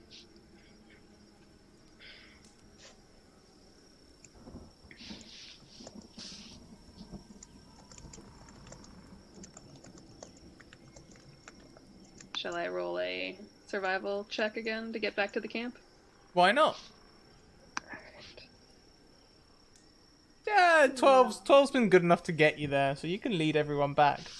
And Ethelyn and Drusilla, what happened whilst they were away, whilst Petra was calling out and looking for Tinker Tailor? What did you guys get up to? Ethelyn was building up that fire because she knew that was the only way people were gonna find themselves coming back. That lighthouse thing going. She's got a plan. Drusilla has been monologuing under her breath about the time that a cult of humanoids who believed that she was the reincarnation of a Shadowfell sorceress and kidnapped her wound up dead at her hands. And she's just been sort of muttering this story under her breath while trying to get warm. Honey, bragging don't make it true. It is not so much a brag as a promise. For the Oh, we can creature kill- that pulled me into the lake. Oh, we can kill a whole bunch of people. That's fine. Killing folk is fine. As long as they try to kill you first. Or if you want your family. Mm, Or you really don't like them very much and they have something you need. correct, yes. Your logic is sound. Mm-hmm. Shut up! Nobody wants to hear you talk. No, not you. Him. Not you. Even in the Shadowfell, such rudeness does not go overlooked. Well, he's a giant friggin' sword. Mm, I mean, he you want seems to talk but... to him? No, please, God, put it away. Not my problem. Do you think that the other small ones have perished? Nah. Petra's gonna go find Tinker. Tinker's gonna be freaked out somewhere. Then she's gonna come back. That's why we got the nice big fire so they can see everything. Yes. That, and so I can yell at more. I can make sure that we don't get attacked by, giant entities of unknown origin Strange that done walked off creatures with your shit. that steal sorceresses' tents. As the fire has been lit and has started to drive the mist back a little bit, looking around, you can see that all 4 tents are there. Well, I have I just hate discovered that I illusionists. no longer want to be here. Can she say that? What? Can I just have her say she hates illusionists? I mean, she does. her family and magic is kind of a thing. Yeah, you can totally say that. It's like she'd seen her sister do weird shit. All of her sisters do weird shit. Yeah, totally. You know, I do not like it when people decide to make off with my people's shit, and I hate it even more when people pretend to make off with their shit. And she's just literally going to walk to each tent, physically touch them, and make sure she physically touches everything of hers. Yeah, you can do that. On one of the tents that you touch, you can see it is actually sagging where one of the tent poles has been broken. Alright, well, there was somebody here. Can we see any tracks? I'm so glad you asked. Why don't you make a survival check just as Petra, Tinker, and our new friend, who remains unnamed, enter the camp? Survival, you say? Survival? Yes, indeed. Colors. That's a 6. Oh, there's almost certainly no tracks here. Alright, It's all smudged and stuff. No one will be able to read this. okay. Do I notice as I'm entering the camp that all the tents are there as well? Yeah. It's perceivable to anyone.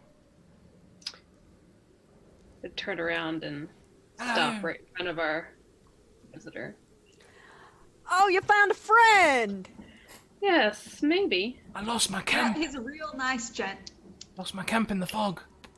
Yeah. Or maybe you became a tent and wandered off into the fog and then lost that form again, possibly.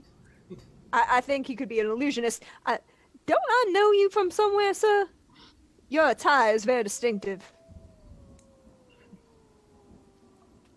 It's just well, I mean, I'd like to.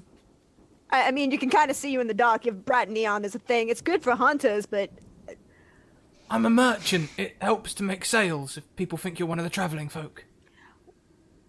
what is your name?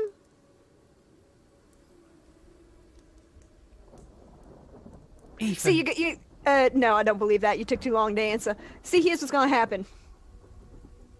You're gonna tell us rightly what your name is, or my dear friend Petra, who's standing behind you, is gonna hit you very hard, repeatedly, with the axe that she's holding. All right, listen. Look, my real name is Nathaniel. I just prefer Ethan because I think Nathaniel's a bit long and silly. Maybe Nathan. Nathan. How about Nathan? Y'all Nathan done is changed your very name 3 simple. times. Y'all done changed your name 3 times. I'm not buying it. Just not buying it. Hey Petra, you buying this? Not I mean- particularly. That's one of the few He things that seems I'm like not. rather a charming fellow, which makes me think that he's insincere. That's one of the few things that I'm not selling. Just names. Oh, you don't sell shit. Is going to stand up to her full 6'1" height and turn and look at him with her giant snake woman eyes. She's going to say, "If you are the one who pretended to be the beast who stole my tent or perhaps turned into my tent, and now you have returned to claim my tent for real, I will shoot you to death with my crossbow."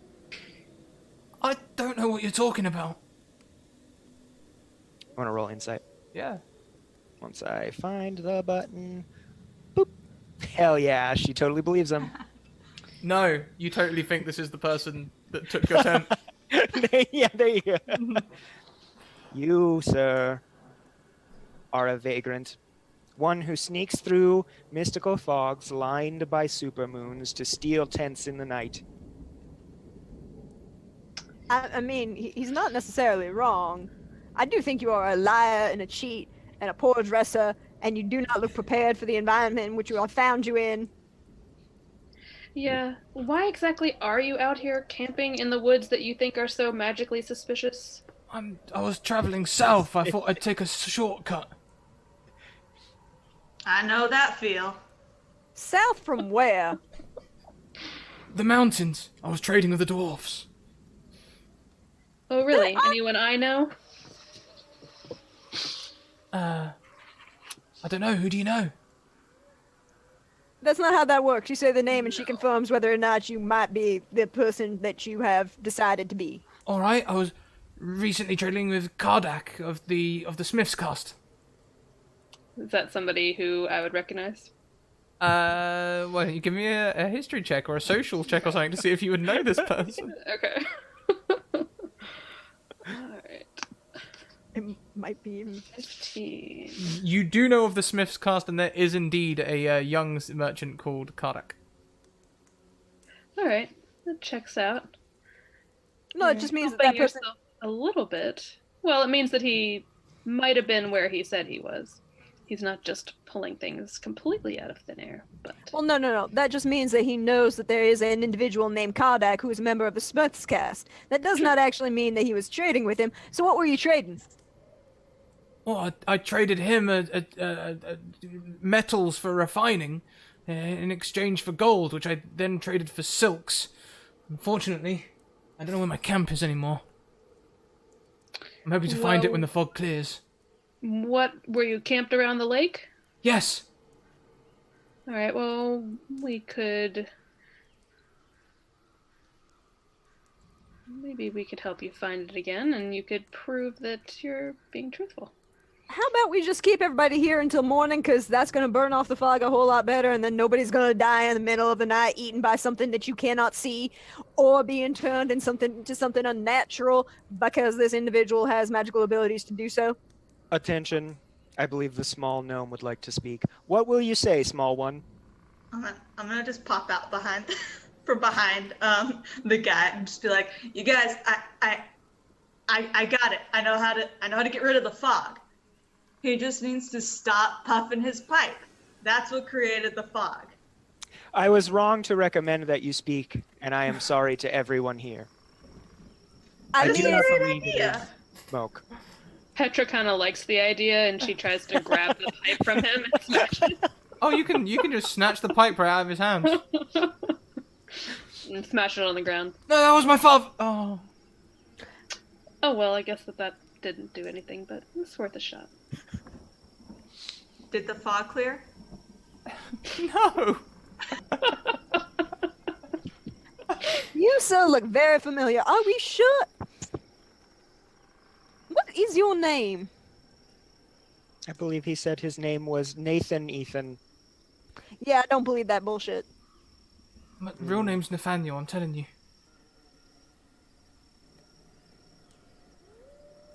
Who are your people? Your family, your lineage, your descendants, your people that you don't hang out with. Because y'all, I guarantee y'all look real familiar, and that outfit is extremely distinctive. Like I say, I often dress like the travelling people. It helps people trust me in my wares, especially as I am pretty much as a merchant, a travelling person these days.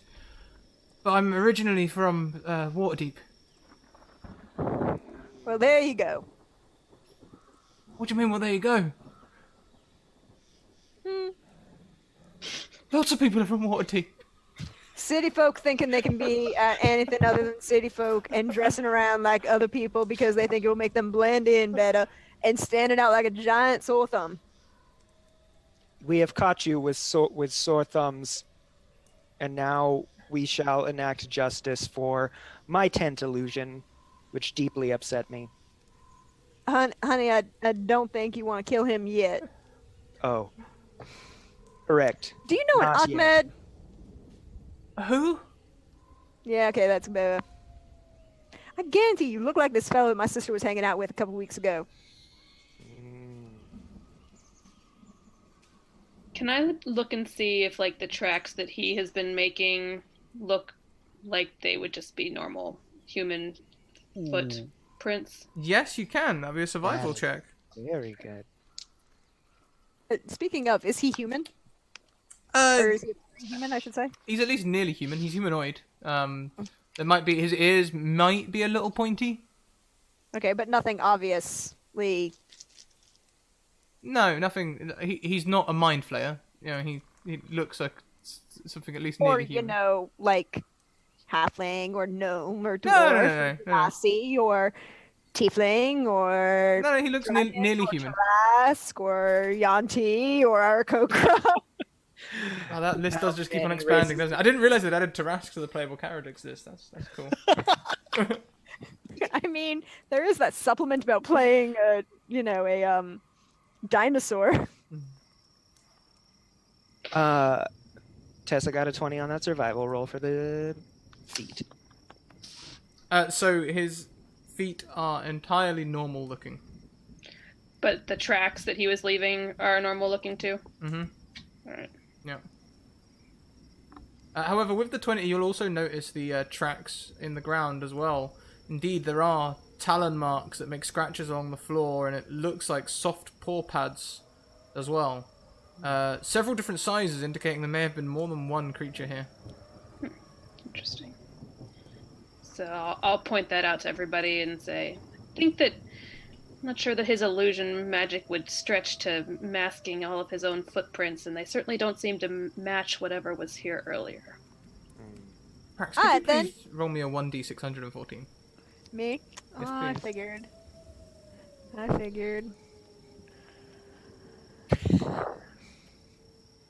We're up to 614 now. Yep. There's actually more Gosh. than that. I need to update it. Yeah, it's some people have been very prolific. Oh. Wait, I think I know what this one is. Okay.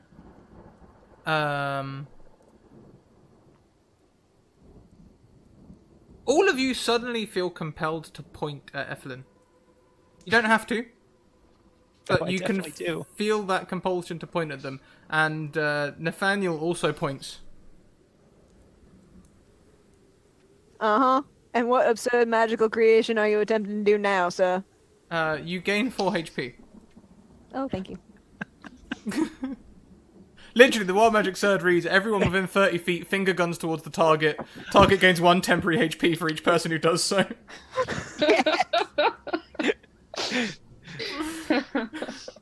Oh, that's so good. Then, well, that's a very interesting method of communication. I mean, you really do look like that fellow my sister was stepping out with a few months ago. Well, anyways. I've never seen you before, or anyone who looks like you. No, I don't look like the rest of my family. They're more brunettes. I had a style change recently, a couple months ago, a couple years ago now, actually. Drusilla is standing over the large talon tracks, looking down at them, and then sort of slowly just peering up, following the direction that they head in. And she says, I have decided that I will go into the night and I will kill the thing that upset me, as is my way. Let's go. Yes, Tinker, come with me and we shall kill it. We shall slay it with our weapons and our spells. I don't have any spells, but I have weapons. Oh, perhaps someone else could join us as well then. Yeah. I like how you all think, but I just am concerned that you will lose yourselves in the woods and never return. I've been travelling for a little while. Why don't we just stay here at camp and make lots of noise to scare away the wildlife? And make the fire nice and big and bright so that they don't come in here. I like that idea. Also, I wanna go hit stuff. y'all, you want to hit something, Tinka? Yes. Hit him. You just hit him with an axe? Yep. Oh my god, okay, roll the attack.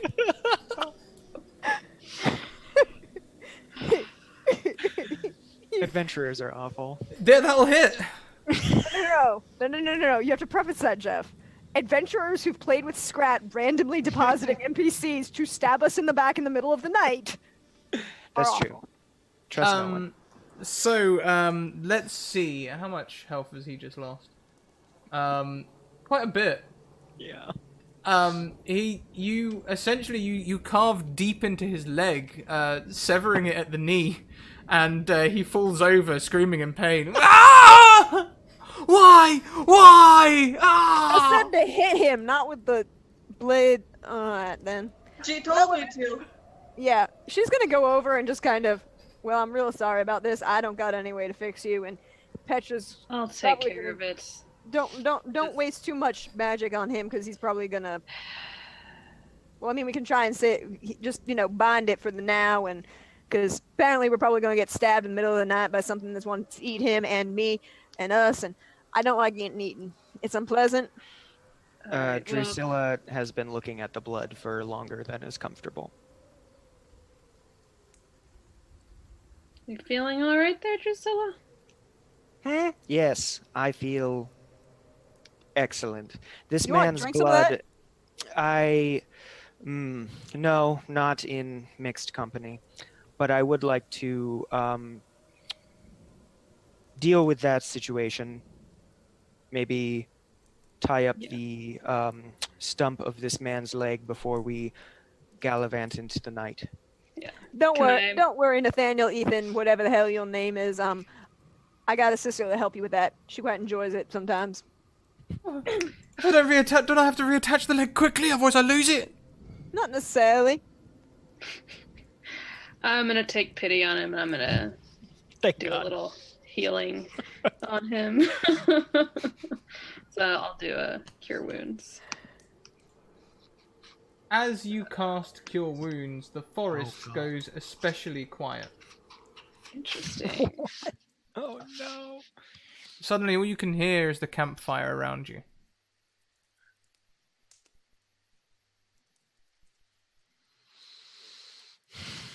Like, he's like putting his knee back on as you've cured wounds and bound the flesh back together. I don't think it's ever going to be the same. My kneecaps around the back. Oh, don't worry. I got a sister that fix that for you. She also, I'm not going to mention anything else that she enjoys. Has I anyone don't like- noticed that it is very quiet? Yep. I don't like it. Tinker, What? station yourself looking out at the water.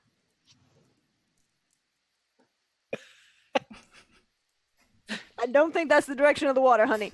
That way. Do Yeah, I yeah. notice any difference in anything else? Like, is the mist mostly gone? Is the moon any different looking? Does everything else seem normal? The mist is still prevalent. However, there is a window onto the moon that shines down onto your camp. Ah, yes, our true enemy has revealed itself once more. So there's like a break in the actual mist, like in a line between us and the moon. Mm-hmm. Can I make an Arcana check or something? Yeah, of course you can. Religion! Religion! Religion? I don't know. Which one should I do? Arcana? Religion? It's up to you. It's Alright. up to you, but I would try religion. Alright, I'm gonna Tried try religion. Because we did Arcana. Yeah, Arcana wasn't doing much for me before, so I'll try religion.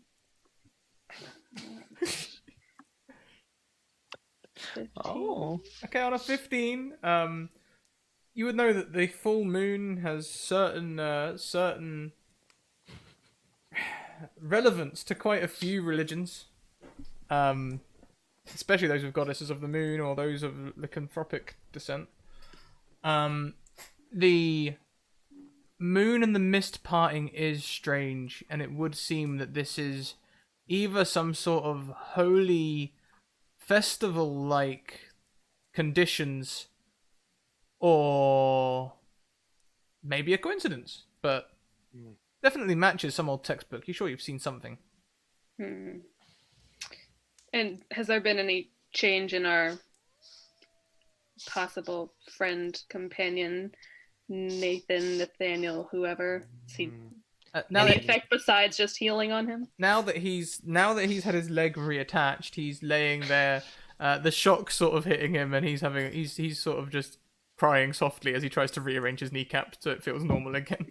I think there's grit in it.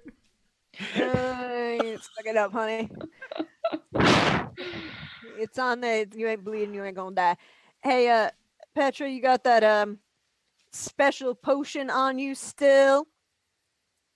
You know, the one we were using earlier that makes us all much stronger and wiser and healthier?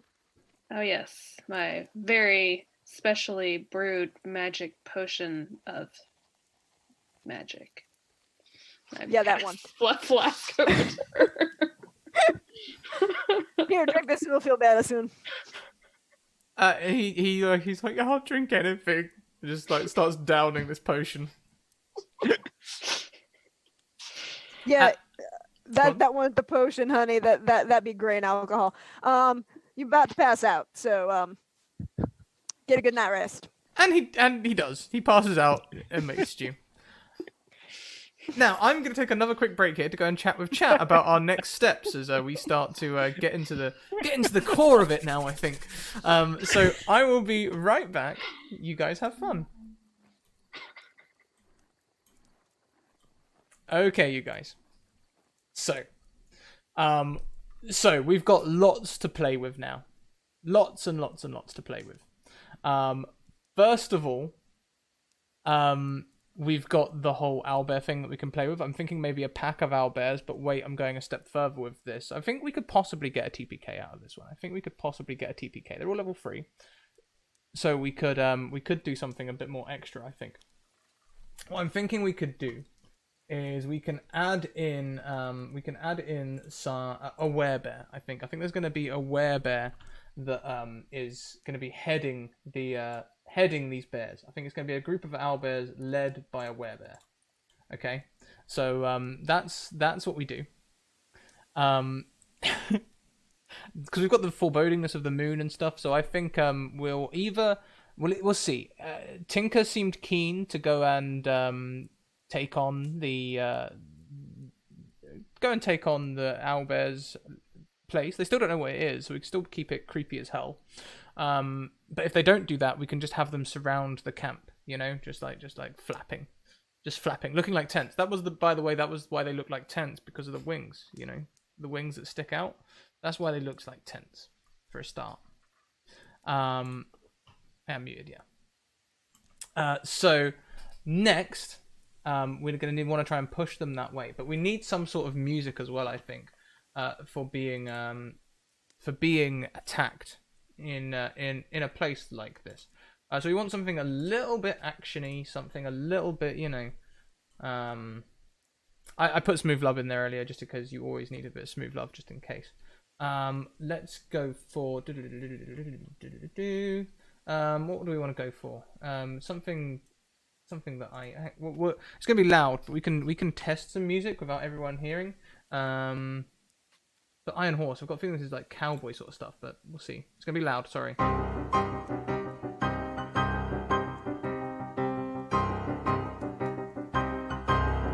Oh yeah. Oh yeah.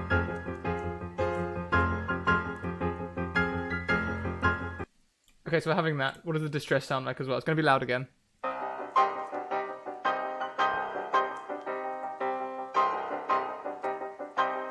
What I'm going to do is I'm going to play the distressed version first, and then I'll bring in the second one after. That is perfect. That is perfect. This is exactly the sort of on-the-fly DMing. We're going to find a tune. That sounds great. Let's throw it in. We'll throw it in, and that will be how they find things. We'll also keep on keeping up the graveyard and stuff. You can see I've got some like classic horror stuff here as well for the approach.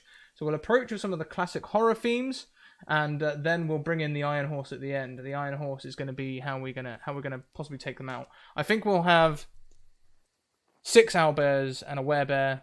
And I think we're going to aim for a TPK today. That's what we're going to aim for. Okay. Now, if they make it out, they'll make it out, but they're going to need to be inventive. We're going to start the combat now. Combat always takes longer than you think. They're only level 3, so we've got 20 to 30 HP to take out. But 45 minutes, that's enough time to kill them, I think. If we think about 5 minutes around, 3 to 4 minutes around, 5 minutes for changeover, we've got approximately 9 rounds between 5 of us, so 4, no, less than that. About 2 rounds to try and take them out.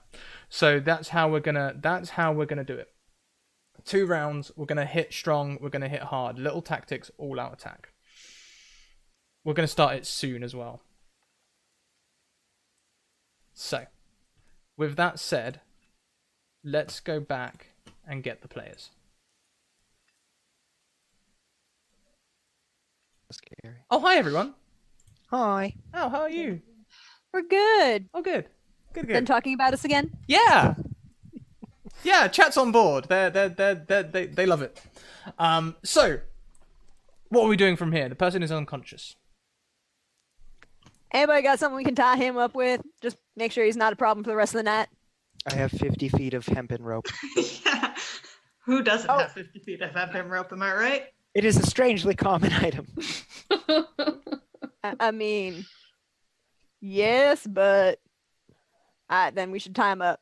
We don't need to hog time because I think that knee is going to be messed up for a little bit, but I don't think he will make it far. I mean, I know some folk who got real into this. Like, there was a thing that they learned, and there are all these patterns you could do with rope, and it got weird. By the way, Tinker's still looking out at the water, just very like having this conversation.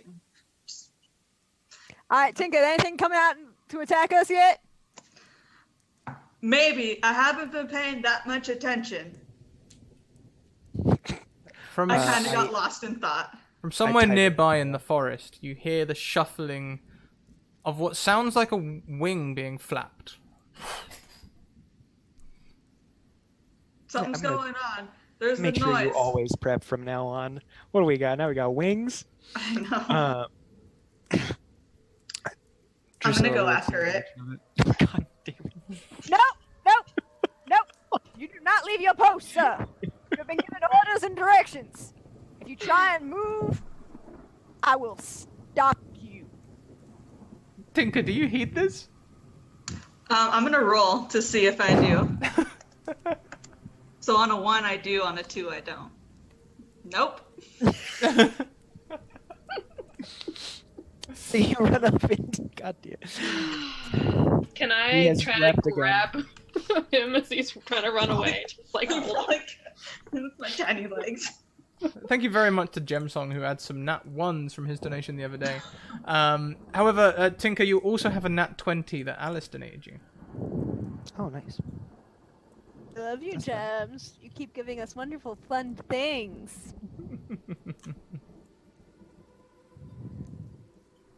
So Tinker goes Sorry. hurtling off again. And I tried to grab There him it and goes, yeah. stop him from running off.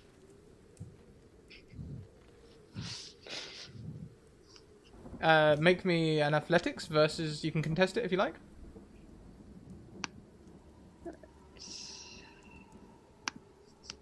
No, as soon as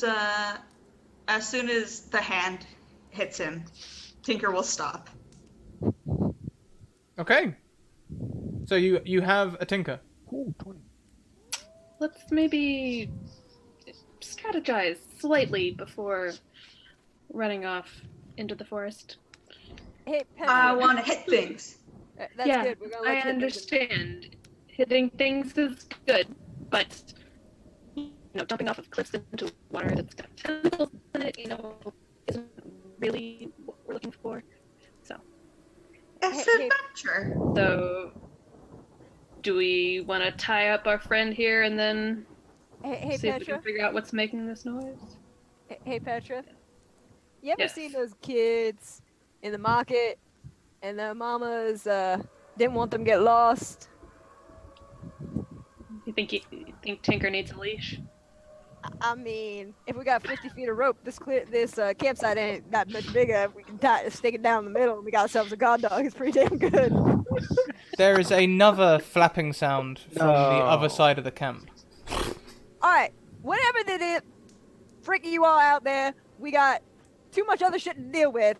Y'all want to come in here and we can hit each other or have a conversation. One of those two items is still on the table. But I am not going out in the middle of the dark to annoy you. Or me. Suddenly from all around you hear this flapping noise. Can we see anything?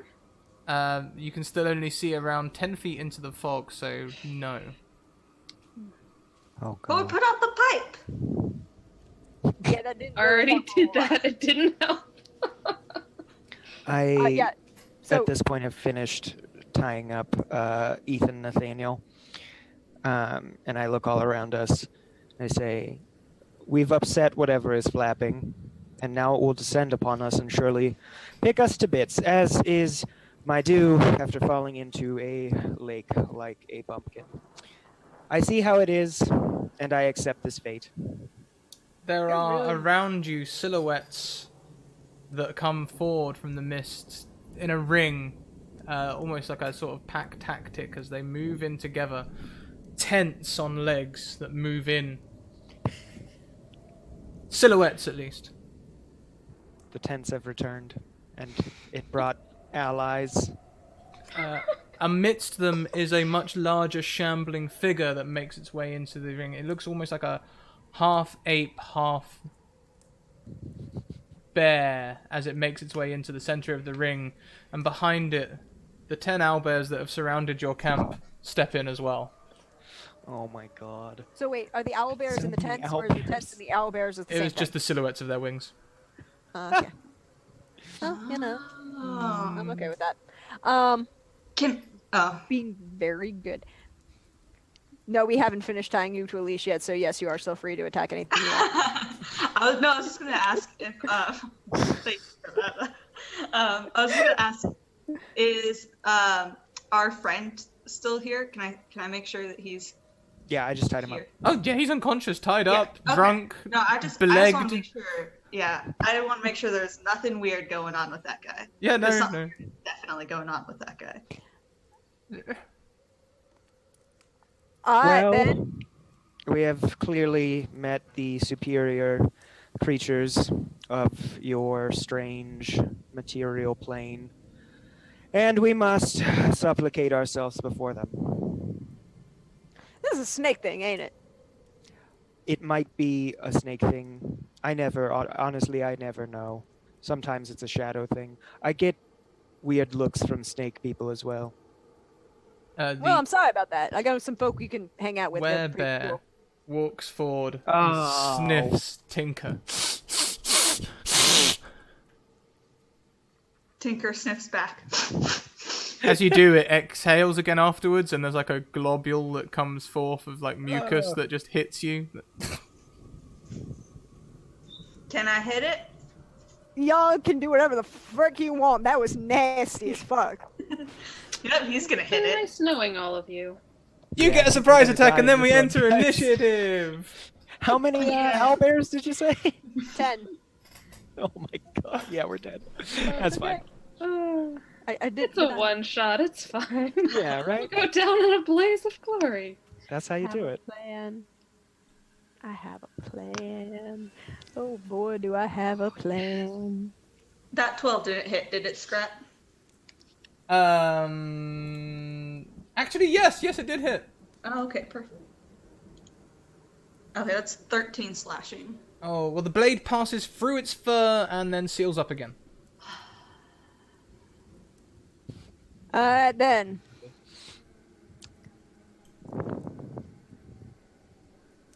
Oh yeah, We're rolling Sorry. initiative, aren't we? yeah. Dee. Oh, what's up? Uh, I got those crazy initiative rolls. I mean, So, Drusilla going first again. This time followed by Petra. Then Ethelyn. No, wait, then me. This is a difficult choice because I. Oh man. Okay. Then Ethelyn. Mm-hmm. As soon as Tinker hits this werebear, sort of instinctually, Drusilla mutters some words and makes some hand signals, and you see kind of like a bunch of shadow just sort of form around her as she casts Blade Ward. So until the end of my next turn, I have resistance against bludgeoning, piercing, and slashing. Excellent. And then she says, "It was a pleasure meeting all of you." And that is the end of my turn. That's the end of your turn? Okay. Yeah, it's a full action to cast that. Next, it's Petra's turn. Alright, I'm gonna try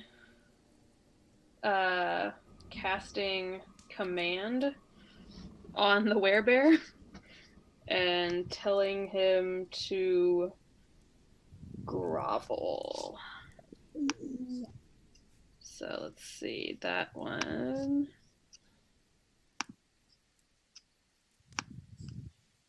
Oof, that's a lot of text. That's But right. anyways, Follow the command, wisdom saving throw, or follow the command wisdom next saving turn. throw.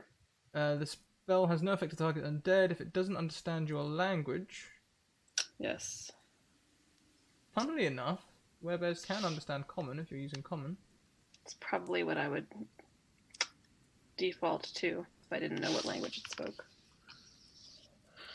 Yeah, I don't see how that would harm it, so let's see how the wisdom save comes out.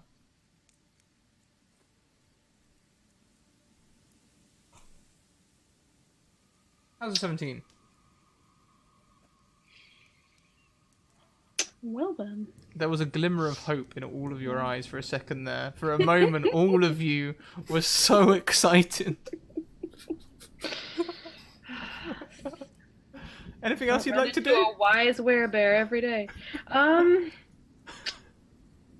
Yeah, I'm gonna do bonus action. If I just did a spell, can I still do a bonus action healing word? Yeah. Okay. Because As long as I it's action time believe is bonus that- action.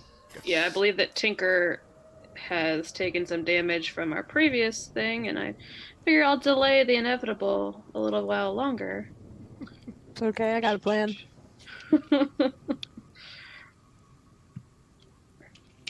So that's 4 points of healing for Tinker, which might not do a whole lot, but... Every little helps. Next is the owlbears. And the owlbears are going to shuffle in around all of you. So the first one is going to approach... let's go for Ethelyn. Owlbears have a multi-attack. The first is going to try and claw at you. Does a 12 hit you? Nope. How about a 9? No. Second owlbear also moves in on you, flanking with its friend. How does a 23 hit you? Yes. Please take 17 slashing damage. And then it begins to try and Ow. peck at you with a 22. Yes. Please take 11 piercing damage. She's gone. Ooh! Gone. Uh...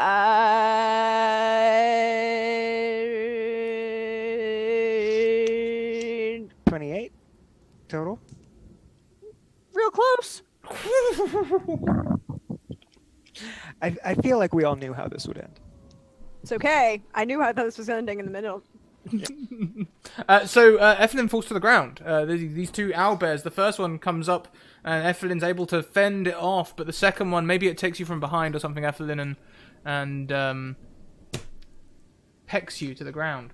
The next two are going to rush forward and attack your guest on the floor, and they kill him. They rip his gizzard out, they tear his leg off, they do everything. The next two are going to attack Drusilla. Okay. Does a 14 hit you? Hits for half damage. So 5 damage. 5. Okay. How about an 8? No. Next one, 19. Yeah. Please take another 9 slashing. 9. Okay. And a 20 with its beak. Yeah, that definitely hits. Please take 11 piercing. Yeah, she's down. Look at him go. If I can do this in one round, I spoke to chat, we predicted 2. Because Evelyn couldn't get her thing off, but it's fine. Petra, does a 22 hit you? Yeah. Please take 19 slashing damage. How about a 19? Yes. Only 8 piercing damage there. Okay. The second one will rush in. I'm rolling high today, apparently. Jesus. How about an 18? Yeah, that's my armor class. That's your armor class. Do you know what? On a match, I'm going to give it to you. The armor beats the attack. Just to be kind. And then the last one is a 10. No. So your two owlbears do not take you down. You are still up. Okay, so that is 17 points of damage, right? All right, the two of you. 10 owlbears and a werebear. You got this. Tinker. Okay, I would like to... Hang on. Does a 23 hit you? No. Yes. The player said it was my turn. Yeah, 23. Your turn to get attacked. About a 15. Yes. Another 6 piercing damage. 23 again. Another 13 slashing damage. And then a 19 for another 11 piercing damage. You're out. You down. I was so close to actually getting a turn. Yeah, I'm down. Funnily enough, Evelyn, it is your turn. You have saving throws. You also have a nat 20, which will let you stand up on 1 HP. But I would not be able to do anything on that turn with that 1 HP. That's true. Mm-hmm.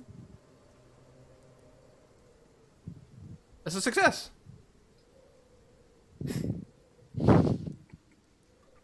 Next, Tinker. Yes, I get a turn. I think I'm just gonna take my death save. The funny thing about this is that if that command had gone off, the owlbears probably would have groveled alongside the werebear. Well, that's what I was thinking, but it just didn't work. I guess I can try again this round. Get me up! Get me up! So that Do a thing. that is a success. You have a success there. Next is the werebear. The werebear isn't going to attack you. It looks at Petra, who pointed it and told it to grovel a second ago, and instead it's going to walk over to where it can smell the fresh blood and begin eating your friend, Ethan, Nathan, Nathaniel. Ethan, Nathan, Nathaniel, no. Bye! Drusilla, it is your turn. 12. That is a success. Petra, you're being attacked by 2 owlbears currently. Yeah.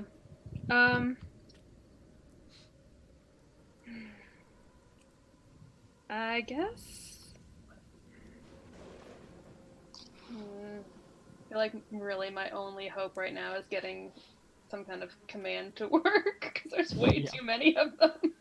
Alright, I am going to try to command the werebear again and tell him to flee. So that is a wisdom saving throw. What's the DC again? 13. 13, everyone. Now the werebear only has a +1 on this, so we've got about 66% chance it's gonna succeed, roughly, ish. You command the werebear to flee. The werebear picks up the leg of Ethan and begins running off. The owlbears around it suddenly look confused. Oh man. Is there anything else you would like to do? I guess I will. I can get one other person up temporarily, but I don't know who's going to be most helpful. Is it your turn next, Evelyn? If you After your turn, it is the owlbears. Oh, okay. I mean, I can't really move because they're right next to me anyways. I'll try bonus action. I'll do healing word at 2nd level because I already used my last 1st level spell slot. Let me try. Oops. Got a little lag here. Let's see. Yeah, roll 20 can be quite heavy sometimes. Oh, if you've also popped out the window and you're trying to do it at 2nd level, you have to go back to the main roll 20 page where it says. what That's level true. do you wanna, No, cast it's spell. letting me do it. Okay, there we go. Yeah. So 8. And who are you casting that on, sorry, to just be clear? To Ethelyn. Ethelyn, yep, thought so. Good, good. Yep. You redeemed give the DM a disadvantage. That's very kind of you, Potato Hollow. That should help out. Thank you, Potato! Now, we'll go around in the same order again. The 2 owlbears that are around you, Ethelyn, they see the werebear run off, and they sort of look at each other for a moment in the sort of almost human sort of, and one of them begins running after the werebear. The other one picks you up and starts running after it as well, like dinner to go. Do I get an attack of opportunity as it runs by, or is it too far away from me? Too far away. You will get an attack if the 2 near you run away. Drusilla, you are picked up in a similar fashion as your 2 also run after the werebear. Your good friend, Ethan, Nathan, Bob, Nathaniel, I'm going to add names every round now, is also picked up and run away. Petra, they try to run from you as well, the two owlbears. You have an attack of opportunity if you'd like to take it. I kind of do just want them to leave. I mean, what is it gonna get me at this point? Because neither of the ones that are in front of me have any of my compatriots, right? Yeah, no, and they're looking at you like they've sort of have as you command the werebear to flee, and it does. They're sort of looking at you with this look of horror. So they're just gonna flee. Yeah. Not gonna hit them. Don't really see the point in it. It's looking like maybe I'll survive, but nobody else is. Oh man. Tinker, you are similarly picked up. Come back to get me. And they run away with you. Now, Ethelyn, as you come around, you are coming around in the arms of this owlbear as it is running with you. And it is your turn. I see the werebear. Yeah, you can see the werebear. Mm-hmm. And command only lasts 1 round, right? I believe so. I believe that's correct. Let me double check. Here. Duration 1 round, yes. It ends early if somebody damages them, correct? She's gonna make a decision.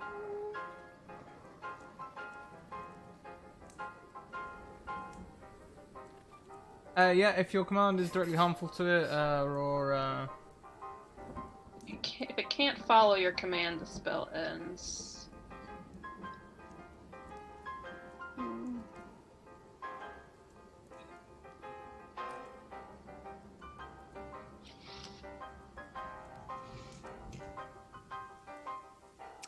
Well, okay. I'm not gonna do that. I'm gonna do something else instead. She's gonna just, subtly, because she still has her hand on her weapon. And it doesn't really matter. She doesn't need to have her hand on her weapon. She just kind of gestures and it's there. This long sword that's absurdly long for her size. Mhm. And she brushes a thumb across the pommel guard and casts Wrathful Smite on the weapon. And then is going to use that nat 20 to attack the owlbear that's carrying her. certainly can. Please roll me some damage. Which, by the way, the weapon is magical and a +1 weapon. Plus the extra damage from the Wrathful Smite. So, so I'm just gonna roll this so that we have it. Well, it would have hit anyways. Dang it. Damn good attack, yep. For 11 slashing plus... Ooh, wait. Magical slashing. Mm-hmm. 3 psychic damage to the owlbear that's carrying her. And then doubled for the crit. And then doubled for the crit. Or do you want me to click it again for the crit? No, it's fine. We'll just double it. So that's 22 and 6. 28, yep. Mhm. You deal this damage to the creature. It sort of cries out. It doesn't drop you, though. Is there anything else you'd like to do? Y'all put me down or I will stab you again. And if you try and swallow me, he will talk to you in your head.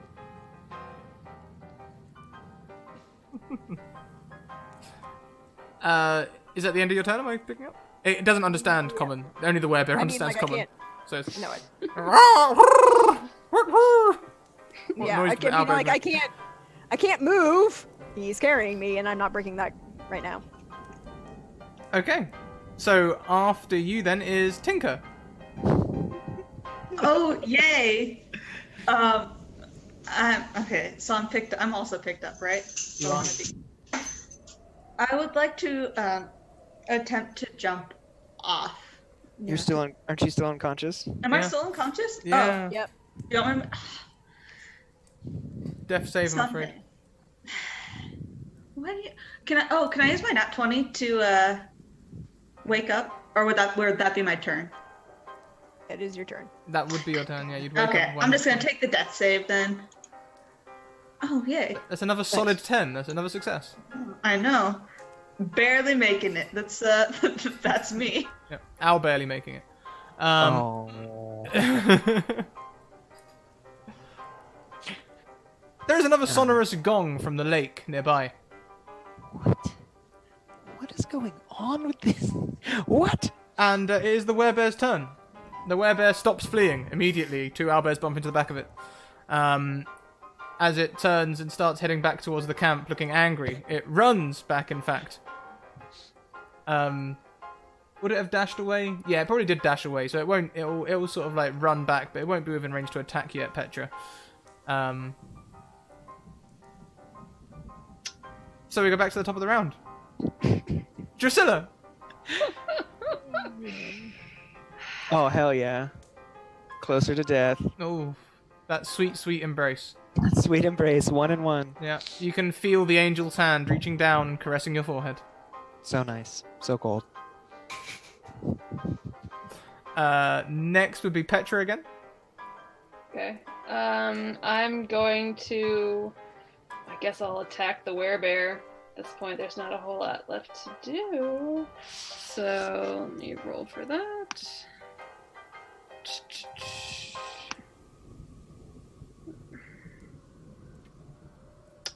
I'll use my double-handed. So 21 hit. A 21 does hit, most definitely. And then it is a +1 Warhammer as well. Oof. So, 13 bludgeoning damage to the werebear, though. Yes, yeah. And then, For the werebear? Yeah. yes, it Okay. ran back to me because How fancy is your weapon? it's pretty beautiful. It has like some gold inlay and swirls in it. Is You it- said it is was a it- +1, right? So it's Yes. magical. It's Yeah. magical. It is magical, yeah. Then That's one of my class feats, is I can enchant a weapon every morning. then Nice. the werebear is indeed damaged by this. It looks shocked as you hit it, and it knocks its jaw. It's almost puts a paw to its face, or it looks like it wants to. Mm-hmm. And then, let's see. What can I do?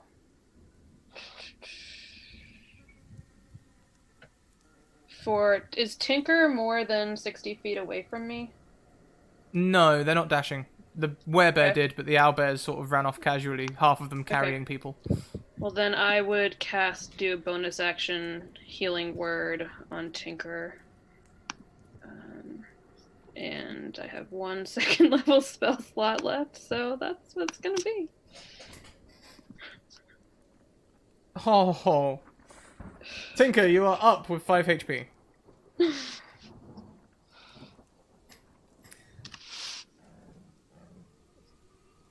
After Petra is I the used all my healing spells before I died.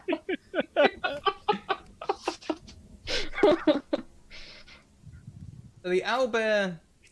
The owlbear. Alright, we'll deal with the owlbear carrying Ethelyn first. The owlbear carrying Ethelyn is not happy about being attacked. It's going to attack you back. Does a 13 hit you? No. How about a 21? Yes. Please take 8 piercing damage. She's unconscious. It's just like just like gnawing at you with like your probably with your blade still in it. It's it's not happy at all. The next owlbear that was attacking you. What was your DC? 13 on the thing on the command earlier, Petra. Yes. The next one is going to walk back towards the camp. The one after also going to head back. This one keeps on running. The one carrying Drusilla. Keeps running. The one carrying Drusilla passes the check and sort of looks at Drusilla and decides to have a little nom. So it's going to have an attack at you. I can't remember if it's a free action or advantage, but we'll roll it anyway. Would a 19 hit you? Yeah, 100%. Please take a death saving throw. Or is it 2 death saving throws for an attack? 2, I isn't think it? it's 2. Yeah. It's 2. It's Yeah, an that's auto me. crit. So it's It's just an gonna auto crit. it's just gonna nom into your neck and just yeah. I'm out. Wait. Oh crap! I didn't do that. Never mind. The owlbear carrying Tinker. It drops you as it runs. It keeps fleeing. How many have I done? 1, 2, 3, 6, 7. The other 3, 1 returns, the other 2 flee. So we've got 1, 2, 3, 4, 5 owlbears returning to camp and a dead Drusilla. As they return to camp, like I say, they didn't flee, so they will come back and attack Petra, who has scared their leader. Petra, does a 17 hit you? No. Ooh. How about a 23? Yeah. Please take 10 piercing damage. Okay. It pecks at your arm and tries to drag your hand away. Got 3 hit points left. Oh boy. Does a 22 hit you? Yep. As the second owlbear just dives on you, full run, just like a hawk, and just like pins you to the ground. I am out. So unconscious, dead, unconscious, alive, and in the dirt. So let's see. After this, Evelyn, it is your turn to make a death saving throw. Mm-hmm. That's a success. 12. That is a success. Then it is Tinker's turn. Now, Tinker, you're in an interesting position. You have 5 HP. You've been dropped in the grass in this forest in the mist. Currently, the owlbears are beginning to eat your friends. You have a choice. Run. Do you still want to hit things, or do you want to go and hide in a tree stump? Yeah, is there a nearby tree stump? I mean, there's not, but I'm sure you could find one. Yes, please.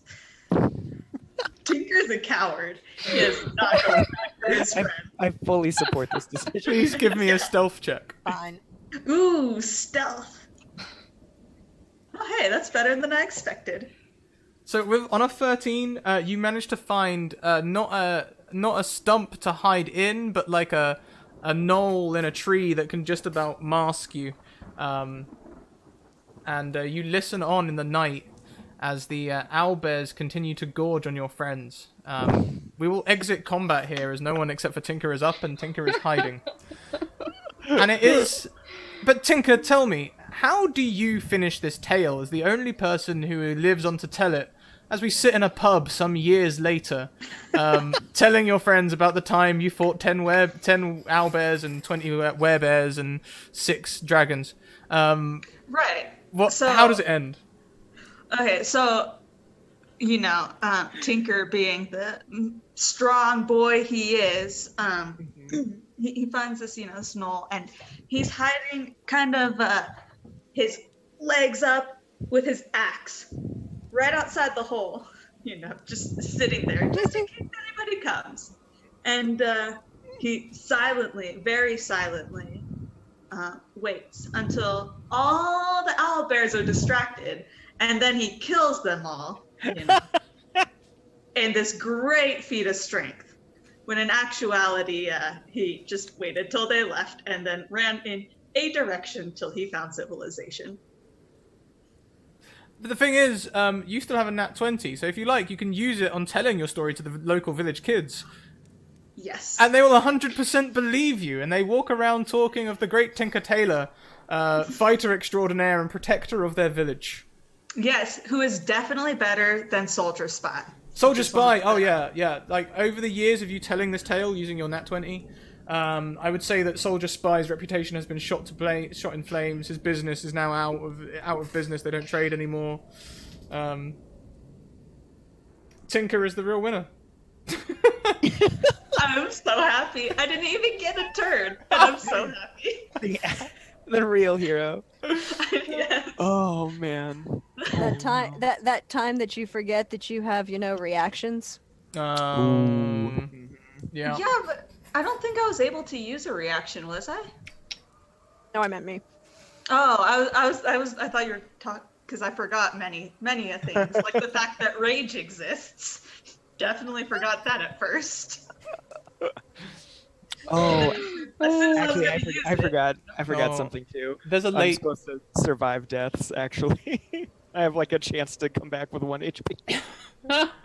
There's a late donation as well from Gemsong. Gemsong would like to see one of Ethelin's sisters, the assassin, slit Tinker's throat at the end of their tail. I mean, Ethelyn is a twin, and her twin sister, Miss Evangeline, we did meet last week, and Why don't we do it on a dice roll? We'll give it a chance for this he's to a happen. creepy motherfucker. Why don't we give it on a dice roll? Style ending. There'll be a chance for this to come off, Gemsong, if you don't mind, and we'll also give the player a chance to get away with this. Tinker, Prax, you can play this NPC as well, because they're not an NPC, they're one of your characters. Which of your sister will find Tinker, having heard this tale 100 times and found out that this is possibly the last person to see Ethelyn alive? Well, I mean, thematically, I'm betting it's Evangeline. Mhm. And Evangeline is a College of Whispers bard. Oh, And God. we did meet her last week where she done killed a bunch of folk and turned into them. It was kind of creepy at a time. I thought Scrap's face at the time was quite enjoyable. And she is, so she probably would have heard these tales being spread around somewhere. And, you know, Ethelyn was her twin sister, so that's really not happy about that at all. Oh man. What am I rolling? So Tinker sees the face of Ethelyn step into this After tavern. all of these Oh years. yeah, and he's 100% frozen. Like, A face of Ethelyn, but with reddish brown hair? What? yeah, he 100% thinks she's come back from the dead, and with that red hair, she probably did not come back from the good place. So he's just like, Probably not. These are the toss bottles. Nope. What am I rolling here, Scrat? It's a good question. What we'll do is actually we'll use one of your statistics as a DC. Okay. Tinker, I want you to try and convince Evangeline that you did everything in your power to try and save Ethelyn. There you go. It will be against Evangeline's wisdom statistic, Which is a 15. which is a For folks 15. playing at home. So you can roll me a deception or persuasion. Personally, I think they're the same thing. Yeah, it's not gonna make a difference for me. Which, by the way, she gets advantage on telling lies. With disadvantage. Yeah. I'm gonna roll a deception check, and then you guys can just tell. Oh. Yeah, it does it automatically. You get a 13. Oh no! No, it's the disadvantage that takes it away right at the end. No. It's a very, very compelling case, Evangeline. How does it sound, Tinker? How does it sound?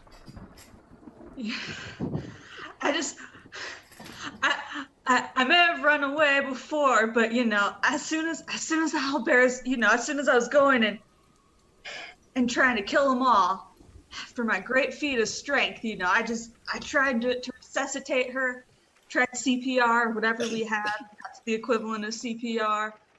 I tried to throw some dirt on it. I tried everything I could.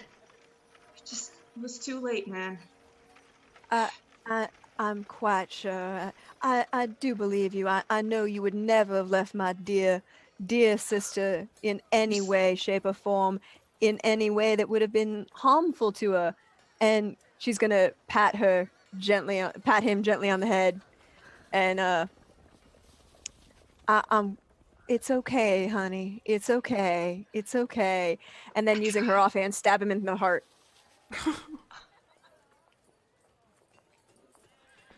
And as the blood rolls onto the ground, pouring in the pool around us, there is, in fact... No. She captures the shadow at the same time, which means that there is no body. Oh, yeah, of course. So, Tinker, your body is now a, well, I don't know where it goes, but... It doesn't. It goes in like. I guess it kind of goes into the Shadowfell. It becomes the means by which she will turn into Tinker at some point and use him as a No, These good two- luck. Have fun using him. So no. Not his Legend stats. is His appearance and any knowledge he may have had.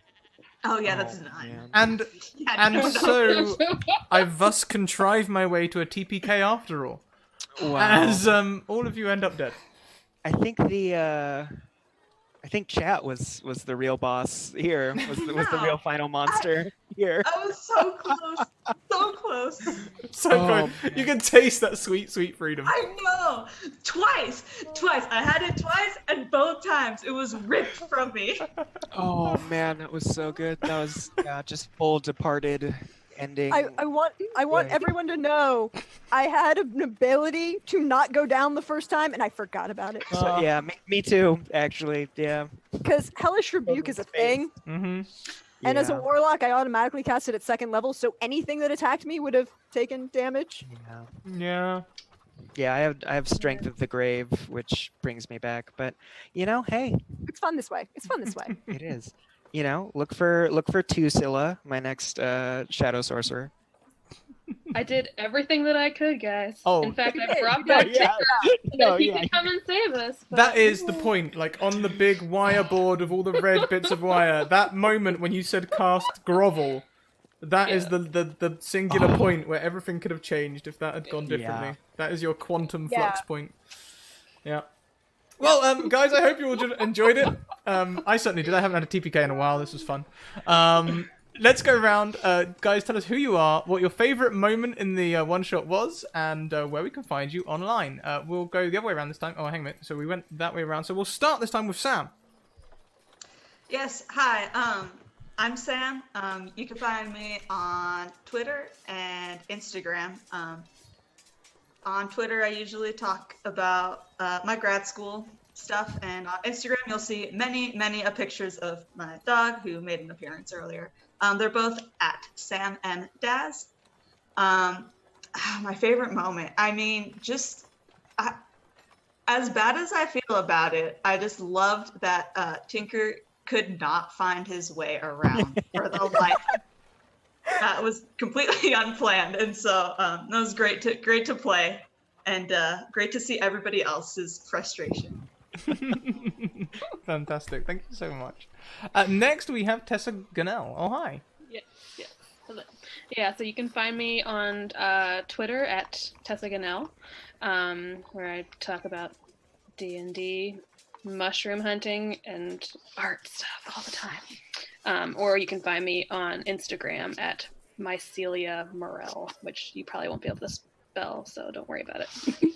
You can 100% put it in chat. I don't block links. Okay, yeah, so I will do that later. But, yeah, I think my favorite part, I feel like it's kind of like, looking back, it's like kind of symbolic now, is like when Petra was just like hanging from the rock and holding Tinker, and he's like dragging her down. I feel like that kind of became a symbol for the rest of the game. Yeah.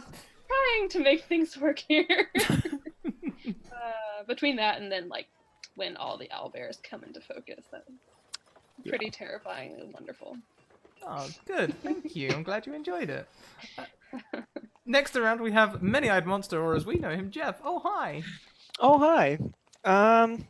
Yeah, my name is Jeff Ellis. You can find me on Twitter at Many-Eyed Monster, where I write D&D adventures and items and stuff. Items are free, adventures are usually $1, so pretty good deal. My favorite moment, it was pretty cool when Drusilla just died, just got eaten in the arms of an owlbear. I was like, all right. But yeah, in that general vein, I think when it dawned on me that like, okay, we're just gonna do this, I was like, oh, okay. Like when all the owlbears appeared and we had the werebear, I was like, oh, all right. Yeah. Fair enough. Honestly, a little heavy-handed from me there. I could see the clock ticking, and I know combat takes a long time in 5e, so I was like, okay, we're doing combat. Go! Yeah, no, that was great. I loved it. Excellent. Thank you so much. Last but most certainly not least, we have the wonderful Praxagora Phesmophoria. Oh, hi! Oh, hi, all. You know me. I'm Praxagora Thesmophoria, hanging out in the Twitch chat, various places. I'm also at Deirdre Donlin on Twitter, where I talk about classics and various RPGs and a whole bunch of other stuff. You can find me Sunday nights hanging out, or Wednesday nights hanging out here where Scrat tries to kill me. It's a thing. It's a theme. It works. And on Sunday nights, you can find me over on Soul Bear RPG, where a dear friend of the channel, Koros, tries to kill us all. And Simon, Wandering DM, makes poor choices because that is his brand at the moment. But other than that, my favorite moment, I will have to say it's kind of a toss-up because I love that Ethelyn was just like, fuck this, I'm not going out into the middle of the mist to get eaten by anything. I'm just going to stand here, build this fire, and y'all can come to me. You know, just come to me, that's fine. They came. And the ending... and the ending where Evangeline just comes out of nowhere is like, no, it's fine, it's fine. You're good. So salty, Sam, so salty. I am. I was so close. So close. It's that College of Whispers thing. She gets advantage on insight. With the nat 20 as well, that's... She probably... Now, admittedly, to be fair, Scrat will tell you that Evangeline probably would have killed you anyways. This is true, they did burn down a whole innocent village. No, that was Isadora. Oh yeah, that's, yeah. Evangeline was the one with last week. Oh yeah, killed the innocent guy, yeah. There's a lot of killing of innocents in these one-shots. I mean, like, that guy that you killed today, he was totally innocent. He had... We didn't kill him. Actually, no, we did not kill him at all. We tried to save him. Yeah, we did no harm. We just drugged him and left him there. He At was least- alive. At least he was unconscious when he was eaten by the owlbear. It's true. He felt nothing, I'm sure. Yeah. He's welcome. Yeah. And guys in chat, please do vote on the raid cry that we're going to take across to our next stream. You have a few moments while I go through my channel announcements, which include our social links. Oh, that's not how you spell social. That's not how you speak, let alone spell social.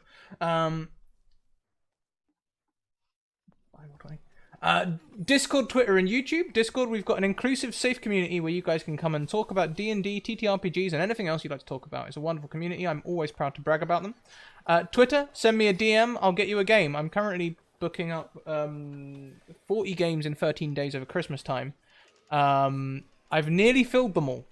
I'm also booking up places on the 8th where we are running a stream over on J Bambi's channel, because J Bambi and Dark Fox, who are on our 7th Sea stream, they're having a bit of a crisis in that they are being evicted at Christmas time due to their landlord dying.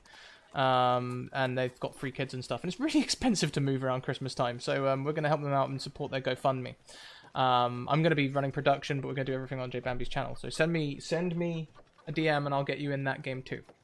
On YouTube, you can go and catch up with all of our other midweek modules. Some of them are prepped, and I do prep streams beforehand to show you how I prep when I actually prep.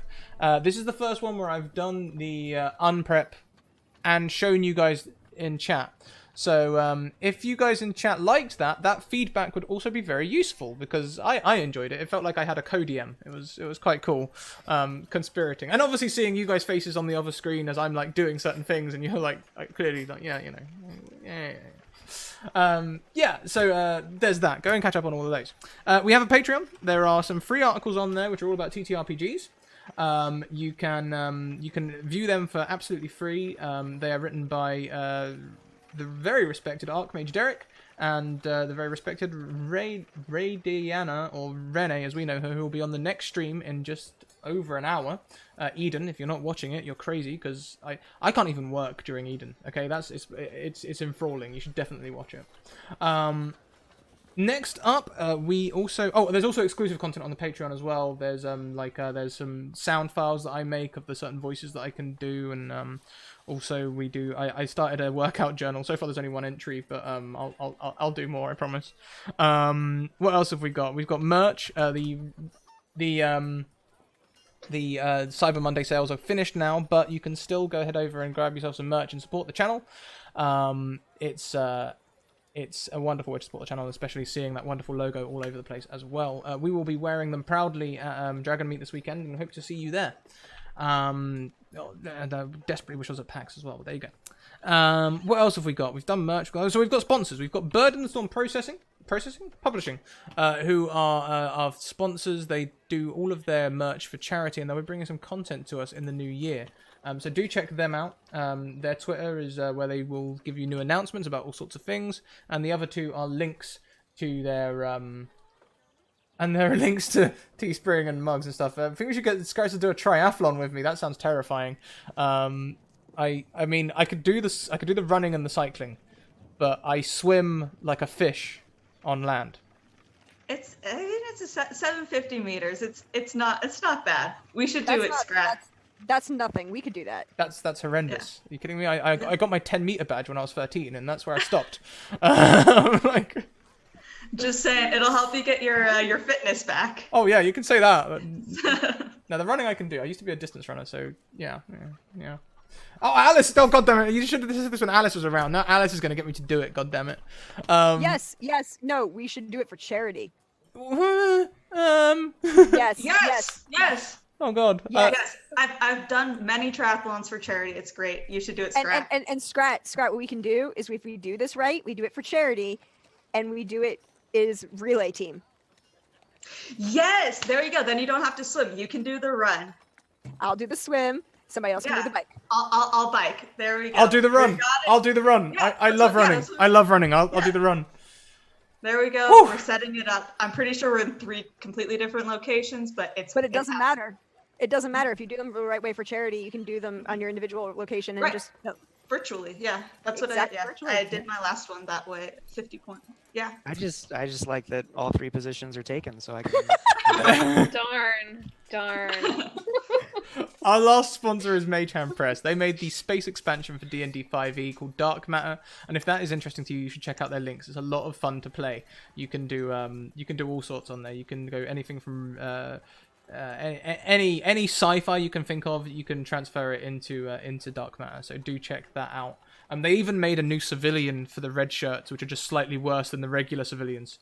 So you can kill them off. It's a wonderful thing. It's made by nerds for nerds. It's great.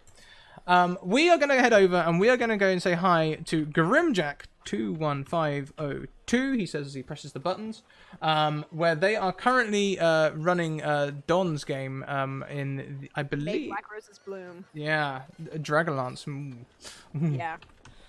Which is going to be awesome. Guys, we are live Monday to Thursday, 1 p.m., 6 p.m., and 10 p.m. EST. This next week and the week after is a week of penultimate episodes and finales. For the shows that have finished and won't be on because of PAX Unplugged, I'll do some video game streaming. I'm going to dust off a copy of Link to the Past, Zelda: A Link to the Past, and play that through the week. So come along and help me out where you can. I'm going to try and make amends for the streams that aren't usually here because I do this full time now and I need money. Help me. What day do you need help, Scrat?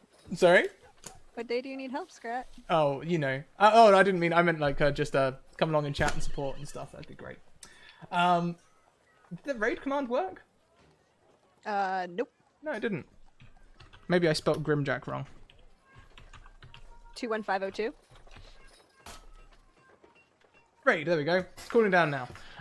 So that is the plan for the foreseeable future. Thank you very much, everyone, for coming along to this wonderful little stream. I always love a good TPK. Keep on evoking emotions, and we'll see you all next time. Bye!